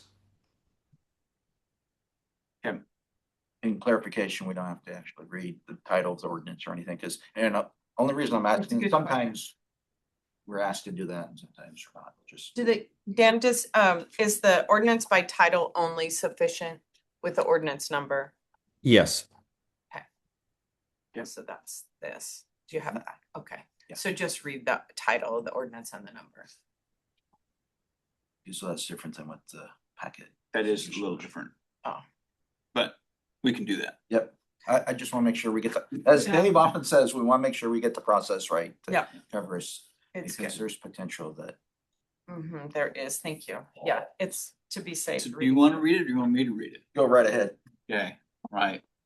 I move to adopt ordinance number ORD 2026-08, an ordinance amending the Morrow County Comprehensive Plan to update Chapter 12, Transportation Element, implementing statewide planning goal 12, transportation, and adopting the I-84 exit 159 Tower Road interchange area management plan as an appendix, and adopting the interchange area management plan overlay zone, and amending zoning ordinance articles 2, 3, 4, and 5 to implement the interchange area management plan, county file number TSP-164-26. Second. It needs a second. Any further discussion? All in favor, say aye. Aye. All opposed, same sign, motion carried. Yes. Good. Next up would be tentative authorization. It's good, right? Yeah, I think so. I think they're. I thought maybe you had something on that. Kim, are we good? We're good. Thank you. We're just doing a little Okay. business here. Sorry. Yeah, next up is tentative authorization administrative seed funding for the Umatilla Basin Water Quality Committee. That's something I put on there. I tried to make it in the cover letter as explanatory as I could, and hope everyone understands it. And I wrote it. I'm pretty sure I did. Maybe Justin thinks otherwise. But I tried to put it frame it in a way that you're not you're committing the concept, so that I can get back to the committee and so, because they all went around the room and said, well, you know, you can tell the kid to kick in, yes, yeah, or yeah. So I want to be able to go and say, yeah, Morrow County's on board, but just if they approve the final structure and all this kind of thing. So I'd like to get a motion. If you got the concept and what you think of it, you want to join in on this group. So I guess I would just like some clarification. I'm in support as a general idea. I would just like clarification on how this would function, you know, separately than the water consortium. So what specific mission is this group going to be pursuing that would be different? I don't want to have mission overlap with multiple groups. Sure. Okay. Number one, well, it's not totally funded from Amazon, but Amazon's gonna be the big one. Yeah, but there might be some other agricultural people. Okay. Yesterday I got a mission statement, so hopefully maybe this will help. Mission statement: identify, facilitate, and fund water quality and water quantity projects in the lower Umatilla groundwater management area. So this is going to cover both quantity and quality. That's why, well, that's not one. One of the reasons is the consortium is in there. The governor requested that we be there. We have a representative, so Jared is there for that, and I'm there with the county. So it's more than just bringing drinking water. Okay. It's and that's the main thing, and it's not, and it's kind of geared or pointed to one grantee. You know, so that's kind of the main thing, and then they would be able to. The consortium has a very narrow, I think, which was done on purpose, mission. You know, so that we didn't get sidetracked into doing things that aren't going to get pipe in the ground, water to people now. So that's kind of the difference. This will can encompass, I think, I'm sure will, quantity issues also. So it's got a broader possibilities. Does that answer your question? It does. Okay. So and I'm going to speak here, just my gut feeling from what I read here and stuff is that, I mean, Dave states there, you know, it's quality and quantity, but it isn't as much as providing solutions for drinking water to individual infrastructures, such as the Clean Water Consortium. This could, you know, again, just my feeling from other things that, you know, are going on, could be recharge projects or something like that, that if they come up with and AWS wants to help fund, you know, a recharge or filter the water out. I mean, as an example, you know, the Army's been doing this for years out there, where they had a washout lagoon where they pump water out of the ground, they filter it, and they stick it back down in the ground. And, you know, that was the cleanup where they've had high concentration of nitrates from washing out bombs. So I'm just throwing out hypothetical to me projects that could. Yeah. Okay. But and I like the idea is that we aren't approving something now. Is yes, we would be willing to entertain more information, and if we're agreeable with what you're proposing, we will put the money forward. That's the way I view it. And I want to throw in one more thing. This is a 2-county. That's the other difference between the consortium. The consortium is limited to Morrow County. This is a 2-county structure. Both counties and both courts. Yeah, Umatilla and Morrow, and the representative from Umatilla County is on there, and so that's one of the big things too. So Chair Sykes, just for staff clarification, so this is more of a funding organization rather than a project-driven organization, or? no, they will decide on projects, but different organizations like the consortium, NOAA, I think it's NOAA, doesn't NOAA handle the Now NOAA, yeah. Okay, NOAA, JR, and then they will put in recharge type things. Anybody, I guess, can put in a project. You know, I mean, yeah, I think City of Hermiston, city of, you know, city, county, anybody, and then this group will pick out, no, this is the one, this is tentative, okay? I Mhm. better not talk too much because it might change. But that, the way it is, I understand it right now is that the projects will be vetted and presented to Amazon. And you would be interested on serving this board too? I think Yeah. that goes without saying. Well, If you put it forward, want it to then- be, I want it to be clear. Well, I, at this point, I'm supportive of it. I just want to make yeah, sure. yeah, no, I'm gonna keep going to these. This Okay. point, there has not been, none of them have been, they've been invited. None of them have been appointed, and I don't want to be appointed to this. But I Okay. do want, no, I just, I plan on keep going, you know. Okay. But the two of us can't get there because then we got a quorum. Right. Yeah, okay. But, yeah, anyway. I'm supportive of you wearing that hat and I just want to. Okay, yeah, no, I do want to. Okay, all right, there we go. Okay. With that, Justin, have you reviewed the motion? I mean, I agree with Jeff that feels comfortable to me, but I wanna. Yeah. We're just being like, yeah, we support the idea.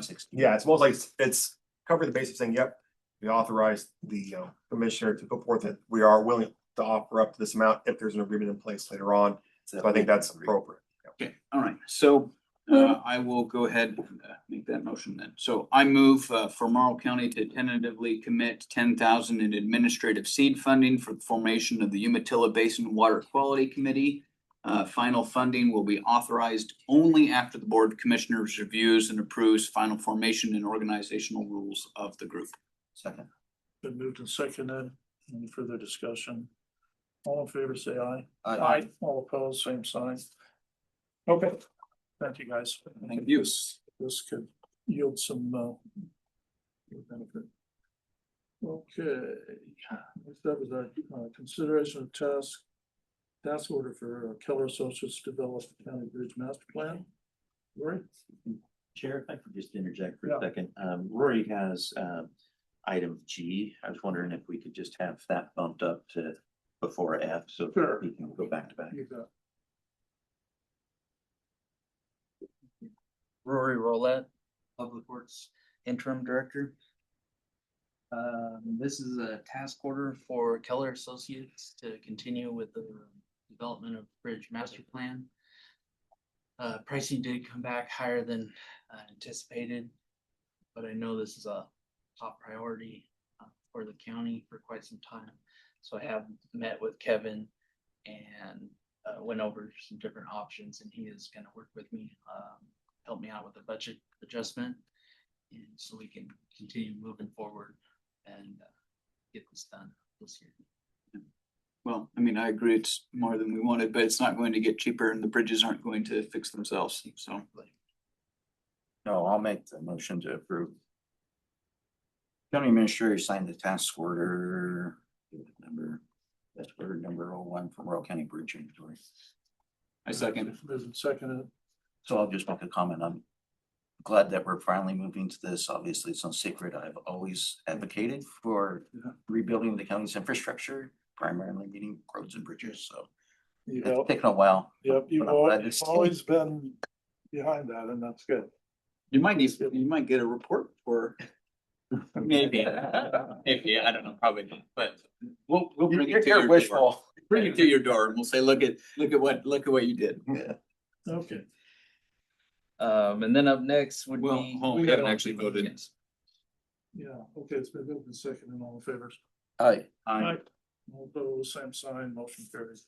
Okay, so we do G now, consideration of Tower Road Improvement Agreement with Amazon Data Services. So Dave, Yeah. I don't know that I need to, but out of an abundance of caution, I'll declare conflict of interest because Amazon Data Services does business with Umatilla Electric, and I'm on the board of directors Umatilla Electric, and this data center is being served is a customer of Umatilla Electric. So Okay, so you recusing or announcing? I'm recusing just to be on the safe side. Okay. Okay.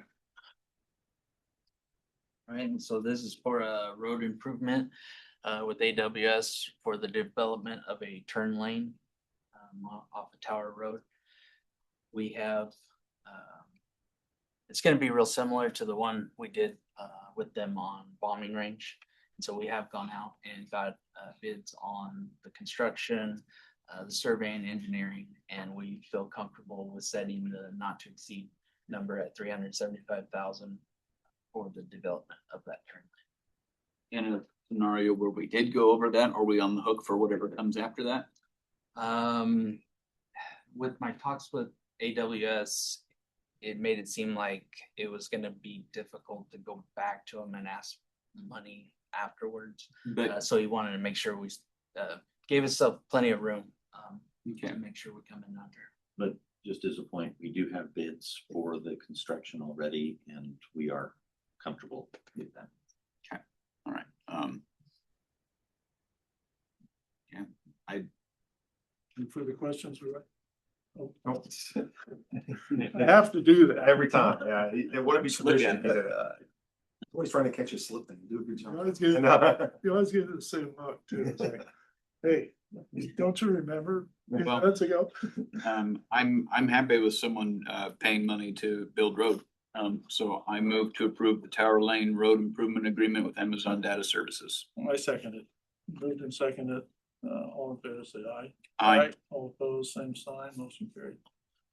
All right. Okay, thank you. All right, next up is consideration of intergovernmental agreement with Weaver County and Gillum County for regional substance abuse prevention coordinator. Matt and Robin. Thank you, Board. Matt Jensen, County Administrator for the record. Robin is at a conference and is unable to attend, but she was appreciative of the discussion that the board had at the last meeting on this item. This is the structured IGA. As we discussed 2 weeks ago, we're looking to proceed with the 2 other counties. This is the IGA that we formulated for this consideration. We have received word back from Wheeler and Gilliam that it looks good. Just to let you know, in full transparency, on your preliminary packet that was sent out Friday, there was a minor change, just to make sure you're aware. Down on 3.3, it just modifies 3.1 and 3.2 what Gillum and Wheeler are paying. It is just making sure total compensation, so it's not just salary, it's all the above. And rather than doing an IRS track mileage, they're just giving a flat $5,000 a quarter for vehicles each. And so should be able to cover all those costs based on that. And so we're hoping that this we can get the board's approval for this IGA.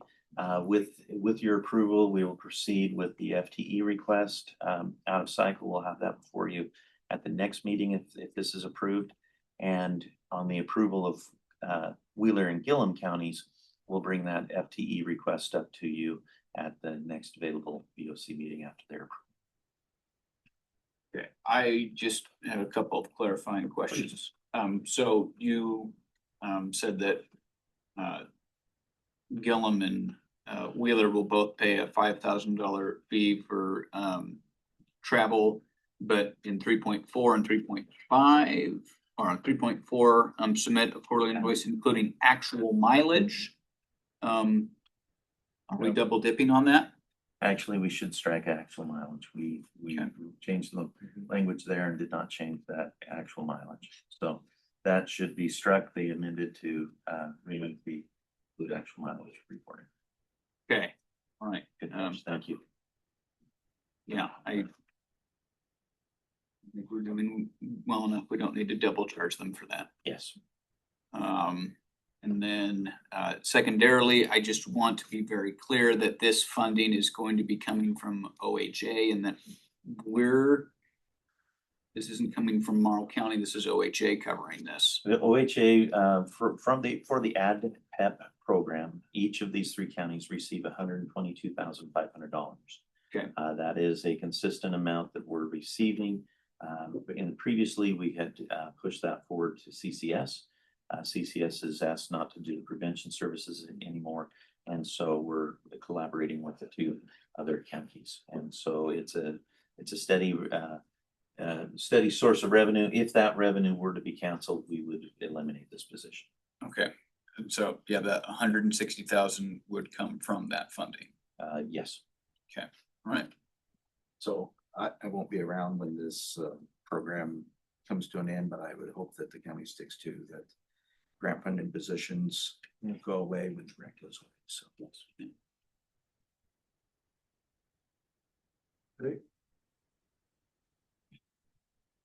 Well, with that, I move to approve the intergovernmental agreement between Morrow County and Gillum County and Wheeler County for a regional substance use prevention coordinator, with corrections as discussed. Second. Moving second, any further discussion? All in favor, say aye. Aye. All opposed, same sign, motion carried. Thank you.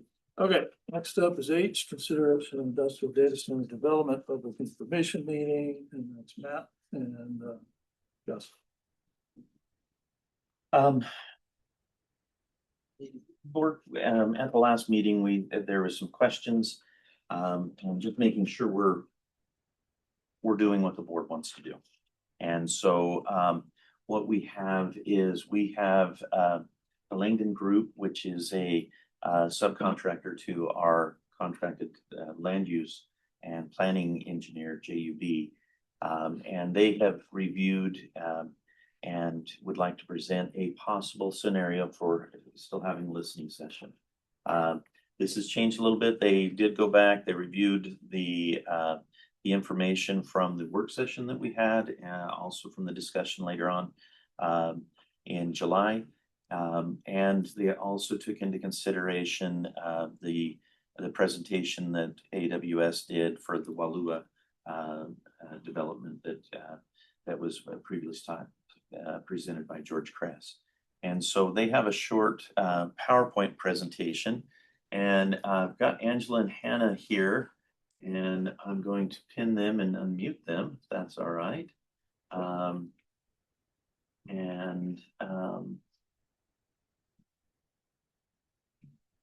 if it's okay, I do have do you want me to pull up the PowerPoint, Angela? Or... Yeah, sure, that'd be great. Unless you want me to share screen, I get whatever works for you. Why don't you share the screen just to let's see how that works. Okay, let's do it. Might be better for me to do it to make it really big, but okay, yeah, you just let me know how it looks. Okay, looks like you've got a good size screen for it. Okay, and then I probably have to switch my screens. There was a button for that somewhere. Right, yeah, display settings or the button on the bottom beneath the presentation. There you go. There we go. All right. Okay, cool. Yeah, okay, so we ready to go, Matt? Yeah, so just as a way of introduction, Angela and Hannah are the Langdon Group that specializes in coordinating public outreach, surveys, and other type of information. As we were originally looking at it, we were looking at them as a third-party facilitator for a forum kind of exchange, public information discussion. We've, in hearing some of the concerns from the Board of Commissioners, we've pulled that back, and also based on AWS's Walua presentation, come up with an approach we think would be informational for our residents, participatory by the different groups, including AWS. We have a commitment to participate in that. We've not set any dates, but they said they would be willing to come and participate. If the Board of Commissioners decides to proceed, we'll have something in writing from them at the next BOC meeting with a commitment on that. But they are on board to do that. We just had discussion with them, Tamara and I, on Monday regarding that. And so with that, I'll turn it over to Angela and Hannah just to kind of walk through this PowerPoint and let you see what we're considering. Yeah, awesome. Okay, thank you guys. Good morning. I'm Angela Singleton, and I don't know if I don't think I've presented to this commission before, so I have a couple of background slides for us just so that you can get to meet us a little bit and know our background. I'm going to try to advance slides here. Will that work? Maybe this button. Okay, there we go. So you may have seen the Langdon Group with some of our JEB projects. Last year, Hannah and I were a part of the Heritage Trail public engagement work. So we were around doing some of that as well. But the Langdon Group is a subsidiary of JEB Engineers, and I am calling in today from our Kennewick office. So very close by. And we specialize in that neutral third party space. So a lot of the services we provide around public involvement and engagement, facilitation and partnering, and strategic communication, conflict resolution, mediation, and training. So anywhere there's a conversation and a stakeholder to be engaged in, we specialize and have the tools to help you guys get through that. So when Matt and the planning team brought this idea up to us, we were really excited to work with you guys and figure out a solution that would make everyone happy. So who we are, I'm Angela, and like I said, I'm based in Kennewick, and I've been with the Langdon Group for a couple years now. I specialize in rural engagement. I used to work in all of Eastern Oregon. That was my service territory. I'm born and raised Oregonian.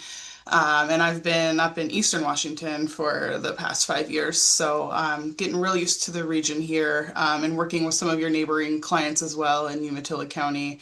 And I, right now, have been doing a lot of the comprehensive plans and outward facing public engagement for cities and counties in the area.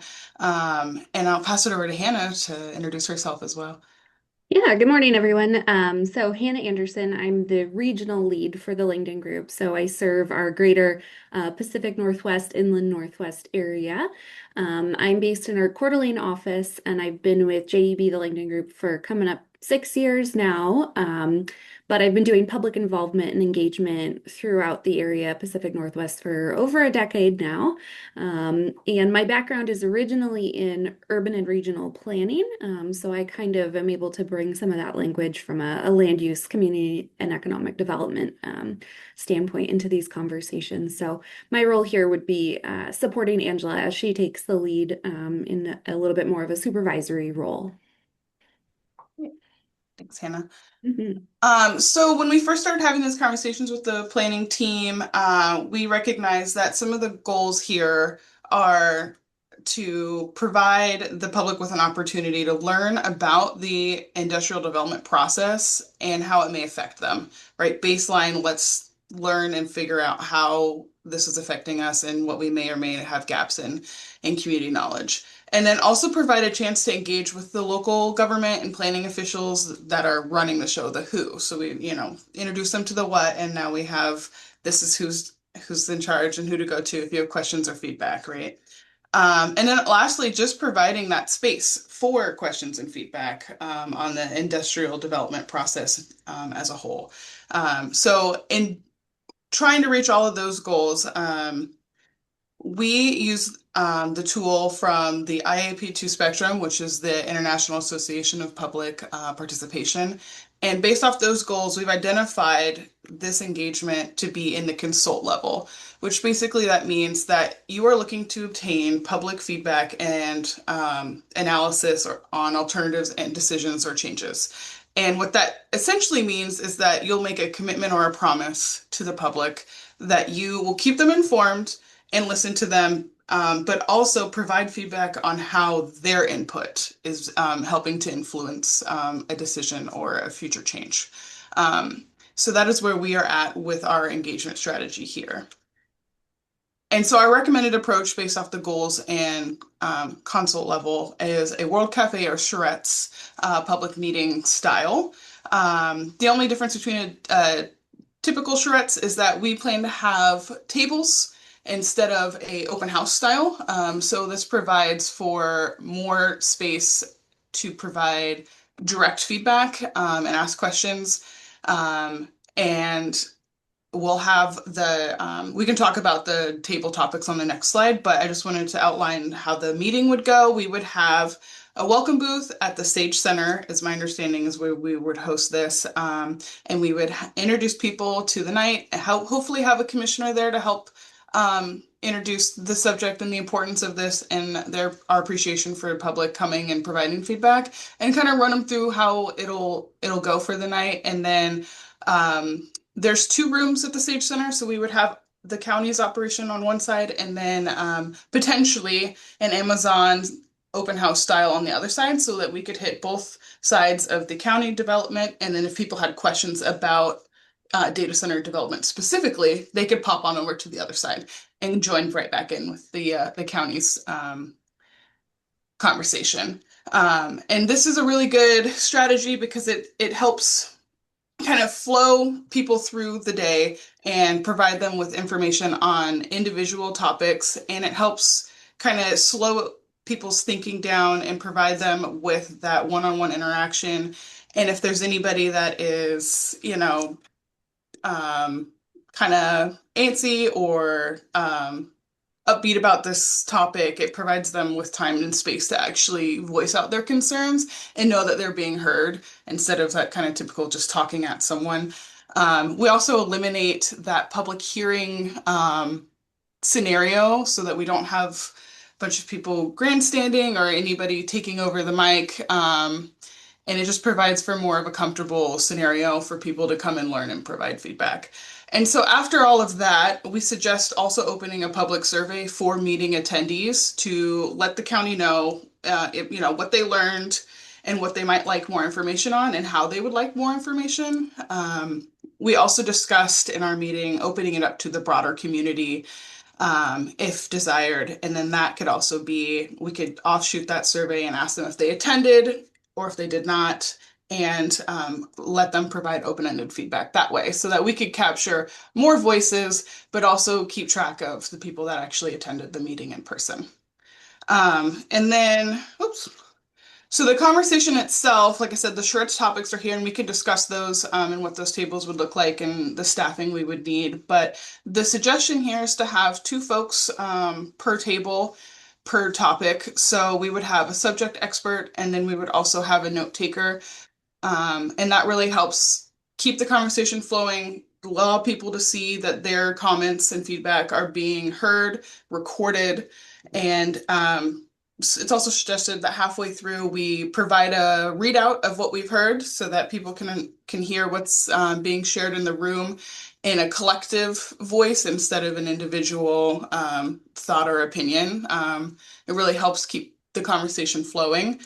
And so then we'd also develop a list of questions for each subject that the county would have for residents in case people are shy or, don't know what just gets people talking. But then also open-ended, so we can allow people to show up and just start sharing feedback if they've got something they really want to share. So this would provide for like 15 to 20-minute conversation, and then we would encourage people to shuffle to get a new conversation, get a new topic, and keep that conversation flowing. So that would allow for roughly a 2 to 2.5 hour meeting. We are flexible depending on the needs and resources of the county, for tabling subjects and timeframes. So this is just our rough outline of the night.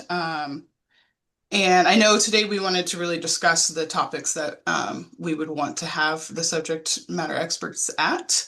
And then I'll go over this last slide and then we could kind of come back to this conversation here just so that we're clear. Like I said, that we have the welcome booth, which is really important to make sure that people know what they've signed up for, what they're going to get, and how their feedback is going to be used. 15 to 20-minute style rotation, drop in. So we'll have a start and an end time, but this is really a great way to get people just put in through the process at any point in times, because we all work in busy families, so we really understand that. So this strategy works really well for people who have to come in at different times. And like I said, it gets away from that public hearing style and allows for a more natural conversation.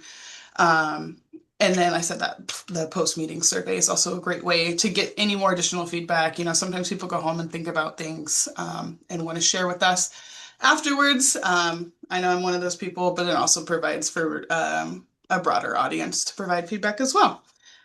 So with that, I know that was kind of a lot. Hannah, do Did I miss anything? You want to add anything before we open up for questions, discussion?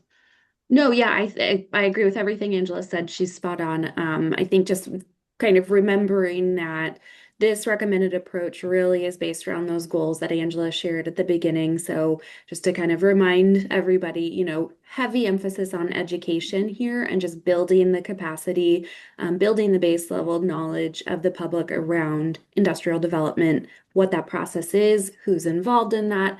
So the charrette station topics really are meant to be that opportunity to learn for people, for folks to come in, learn from the subject matter expert, but also learn from their fellow community members and have those conversations and build dialogue around it to just widen community understanding of different perspectives and backgrounds. So, and then, yeah, again, making sure we have at least one neutral facilitator at every table so that folks know that, they're being listened to with unbiased ears and that all of that's getting recorded. But so main two goals here, just that education component and then collecting feedback. Yeah, so I just wanted to open up to the commissioners. Matt mentioned that we might have some discussion here on the specific topics or any other feedback about the night. We are flexible and ready to discuss anything that kind of peaked up for you. Okay. Thank you for that presentation. Do you have any questions of either of them? Okay, thank you very much. Okay, thank you. Let me see if I can stop sharing here. Okay.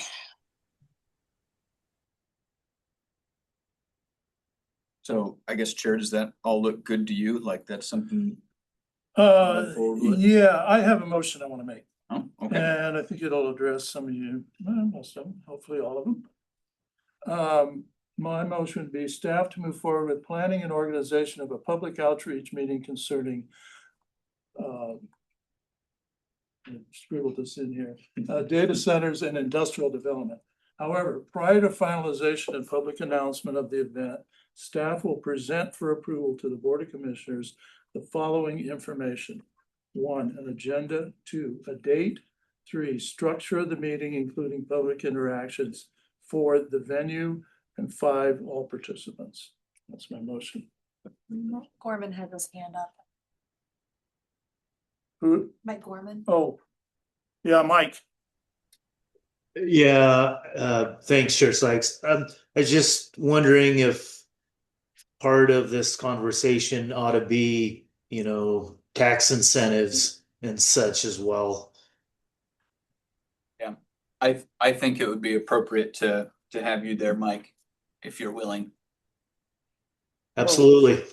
What I would like to do is, and I hopefully I worded this correctly. We're putting it to the staff to develop the event. It just those 5 things after they develop it, and if Mike is going to be involved, they would include that. The staff would include that in the agenda, a structure, however you want, those 5 things, and then bring it back to the board for final approval before finalization and public announcement. So the staff is going to have leeway to develop this.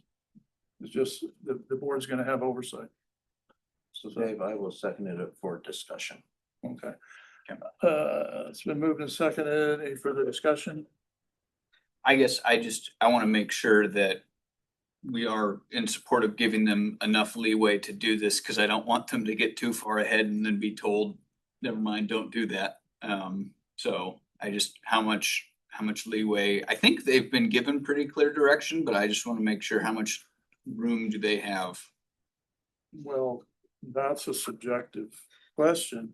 And I think you could throw it back to what happened before, the last go round. So you would hope that your staff has talked to people and would get that information by, what has transpired in the past, what the board has talked about. They could come to the board and ask how they feel about it. But the final, before we put it out to the public, or we start sending out, you know, I mean, you can say, well, here's a tentative invitation for your organization, your group to come and present or whatever. And tentative, and so you don't make a bunch of finalized plans and set a date, you see. So the board has a lot of leeway there in my mind. And they can, so it's not like the board can't talk to the BOC. We're here. All right. Yeah, so that was my objective. Okay, well, I don't think I've heard anything that's changed my position on this. You'll hear me oftentimes, I look at how the county votes. We are a very red county. And that party platform is always about less government, smaller government, less regulation. And from my perspective, Morrow County is going to follow the state laws as it applies to zoning. And we're going to, and land use, and the county will follow state law and its own zoning and ordinances and any regulations in terms of land use. And Morrow County is open for business. That's how my view is, because that's how our constituents vote. They don't vote for more regulation into anything, and anybody that wants to get informed on land use, they're welcome to do that. If Amazon wants to hold a open house or whatever you want to call it, like they did in where we live, they're more than welcome to provide that in Morrow County.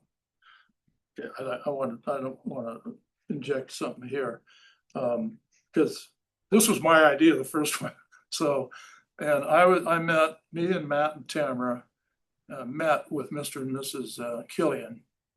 Well, they invited all of us up to tour and give us a talk. And I had been talking to Mrs. Killian. And what I kind of mirrored this on, it was when Tamara had a work session with the BOC that talked about solar farms. And I really liked that because she had everybody there, a lot of people there. She had people from the industry, she had, you know, all these different people. And to me, it was a measured, factual driven talk about, you know, solar development in Morrow County. That was my thought on this, is to have the same type of thing. So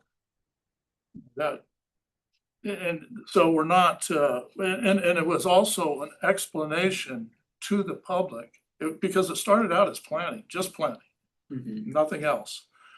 And there was an explanation to the public. So planning, and everybody can tell the public how these are cited, because, you know, and not asking them to break the law or change, just tell them this is how it's done.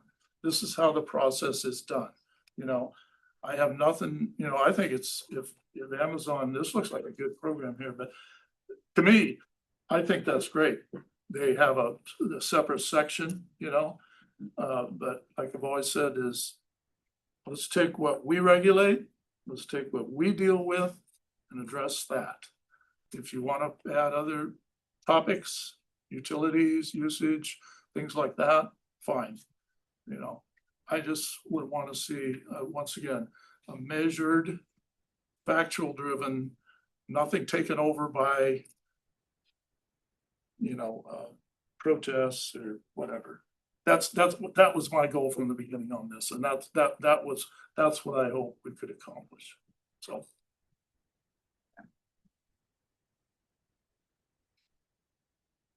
So do I get a second on this? You did from. No. Oh, yeah, we do have a second. That's right. It's just discussion. That guy over there. Okay, then moved and second. Any further discussion? All in favor, say aye. Aye. Aye. All opposed, same sign. Aye. Motion carried. Okay, thank you. Look forward to this. Okay. I'm in favor. Hold it. I mean, vote's pretty clear. No, use. No, I understand. I mean, we're gonna start having discussions on what farmers can do on EFU ground. It's allowed. Well, that's what the public, I think, should know. The public needs to know that. Yeah. It's not the BOC that can sit here and go, you can't do, there are certain things that are allowed. Let everybody know this is how it's done. Okay, so. Okay, next up is consideration of grant award change to a fiscal sponsor for Oregon Trail Pro Rodeo Boosters. Matt. So appreciate the opportunity, Matt Jensen, County Administrator. This is a slight change and a request. Oregon Trail Pro Rodeo Boosters received a grant for $20,700 to run the rodeo and the Queen competition. One of the things is they needed to straighten up their accounting status as a 501c3 in order to qualify for the grants. They have submitted that, but on the IRS webpage, it goes on there and you can just pull up the screen and it says it takes weeks to several months to do so. As they are awarded this in late June, they still haven't received that authorization. However, rather than asking for an exception to the program, several other granting agencies have assisted non-501c3s, whether they're too small to have that actual identification or going through the process, by having a fiscal sponsor who is a 501c3 to be able to relay the money and make sure it's accounted for properly. This is what the Oregon Trail Pro Rodeo Boosters has asked for our consideration for this point, and the Hefner Community Foundation has offered to do so, and we have a letter from that group saying that they could.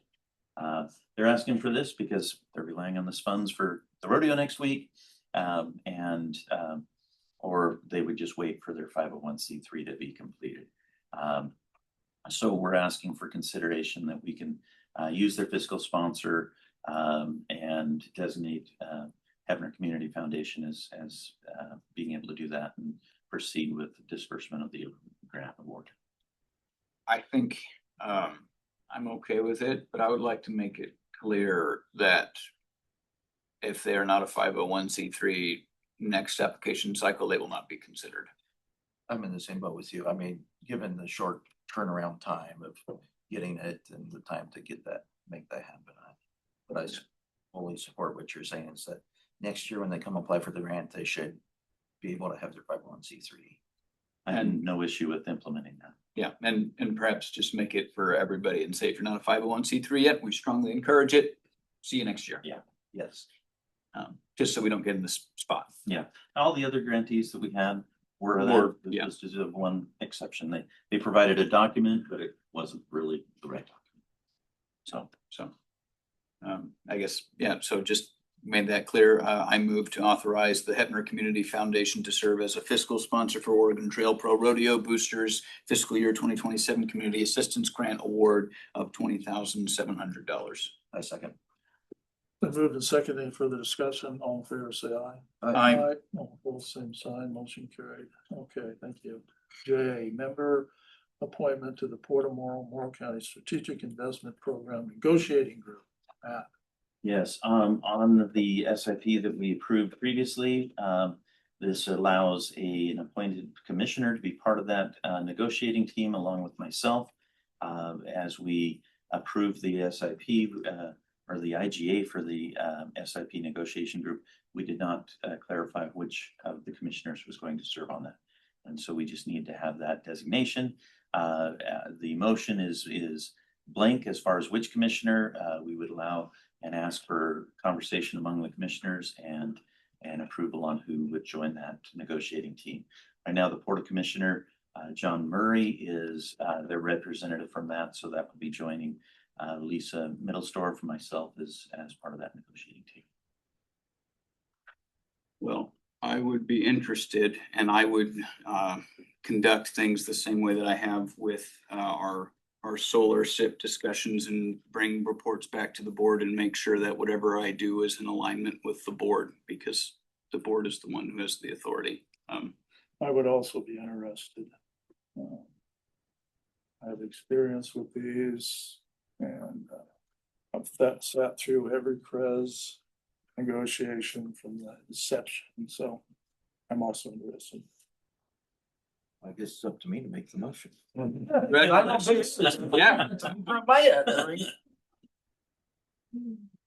I'm gonna make the motion to appoint Commissioner David Sykes as the member of the Port County Strategic Investment Program application or negotiation team. I guess so. We're not gonna get that over there, are we? I'll second it. Okay, moved and seconded. Any further discussion? All in favor, say aye. Aye. All opposed, same sign. Aye. Okay. Motion carried. Okay, next up, correspondence, Big Butter Creek, road conditions. Does anybody want to address This is this or just just? correspondence. Okay. And Didn't have the letter in the packet though, right? I didn't see it. It wasn't in the packet? Just the No. email, there was an attachment to the email, so you have the email, but not, it didn't print off the attachment letter. It's in my pack. Oh, No, just the email, not the. let's see, 1 second.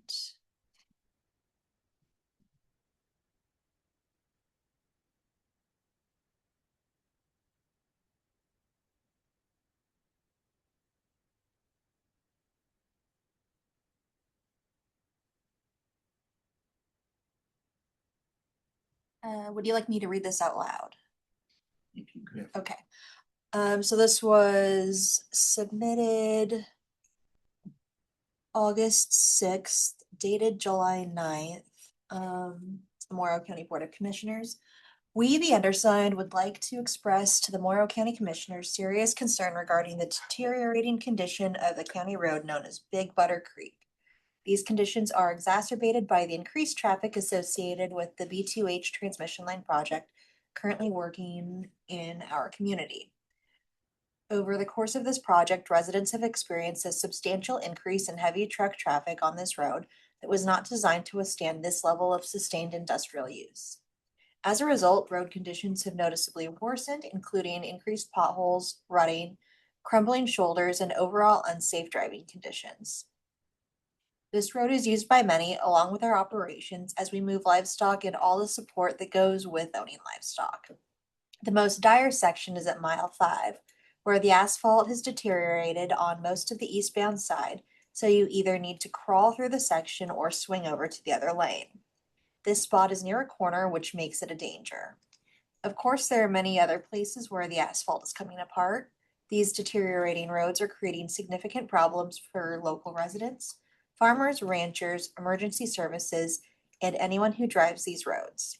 In addition to the inconvenience and vehicle damage they caused, there are growing concerns about public safety, especially during poor weather conditions or when visibility is reduced.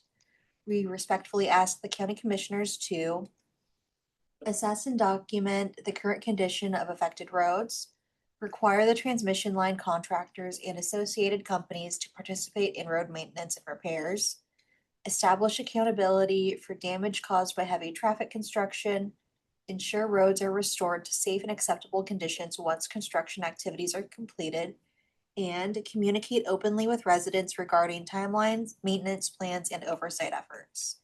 Our community understands that part of this road is in Umatilla County, and that infrastructure projects can bring temporary disruption. But local taxpayers and residents should not be left responsible for the long-term damage and costs associated with industrial construction traffic.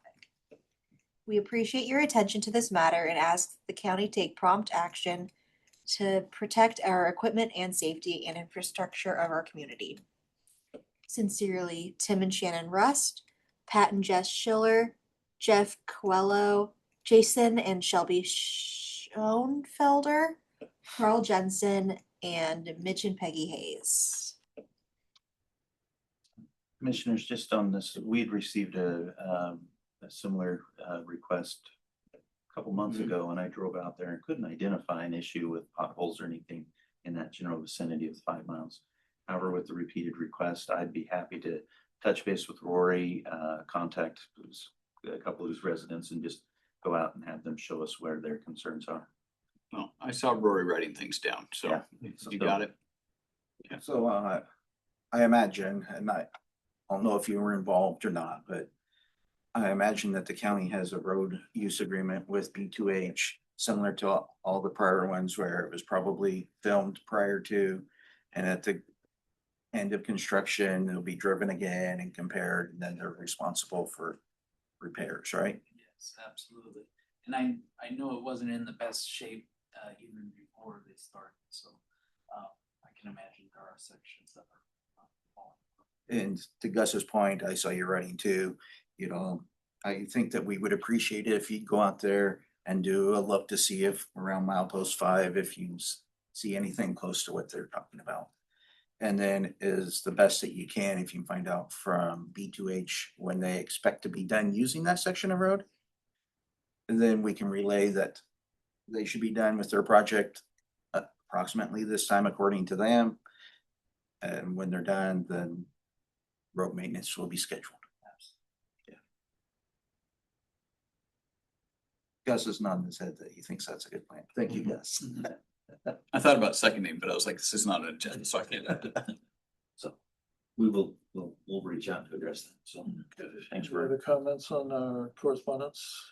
Okay, commissioner reports. Jeff, what's the report? There was another letter in the Oh, there's another correspondence. one, okay. That was the Hanford public comment, Yeah. right? Oh, that's right.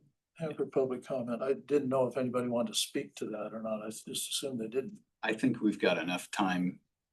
We can speak to that as an agenda item in the future if we want. Because it's till October 6th, right? Yes. Okay. Then we'll go to commissioner report.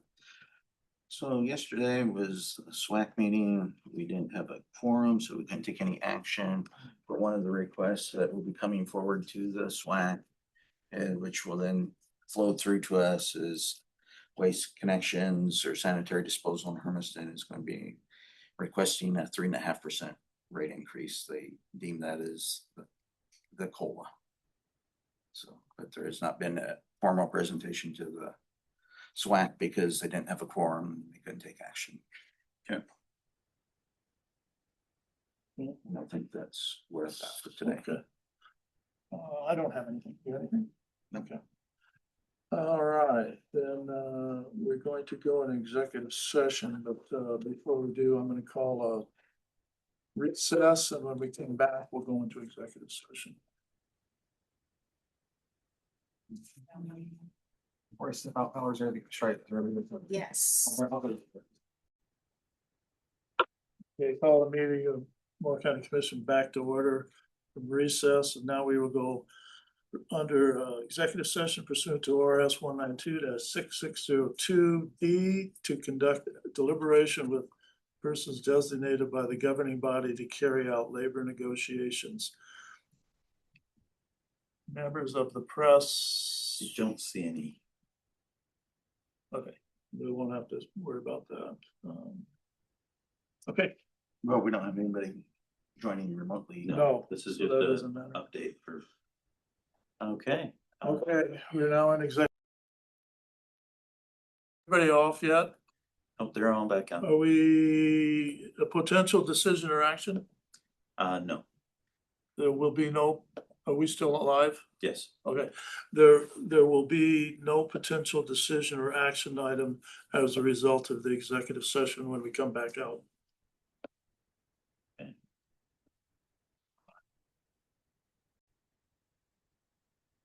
Okay, we're coming out of executive session and now no further business for the board, so this meeting is adjourned.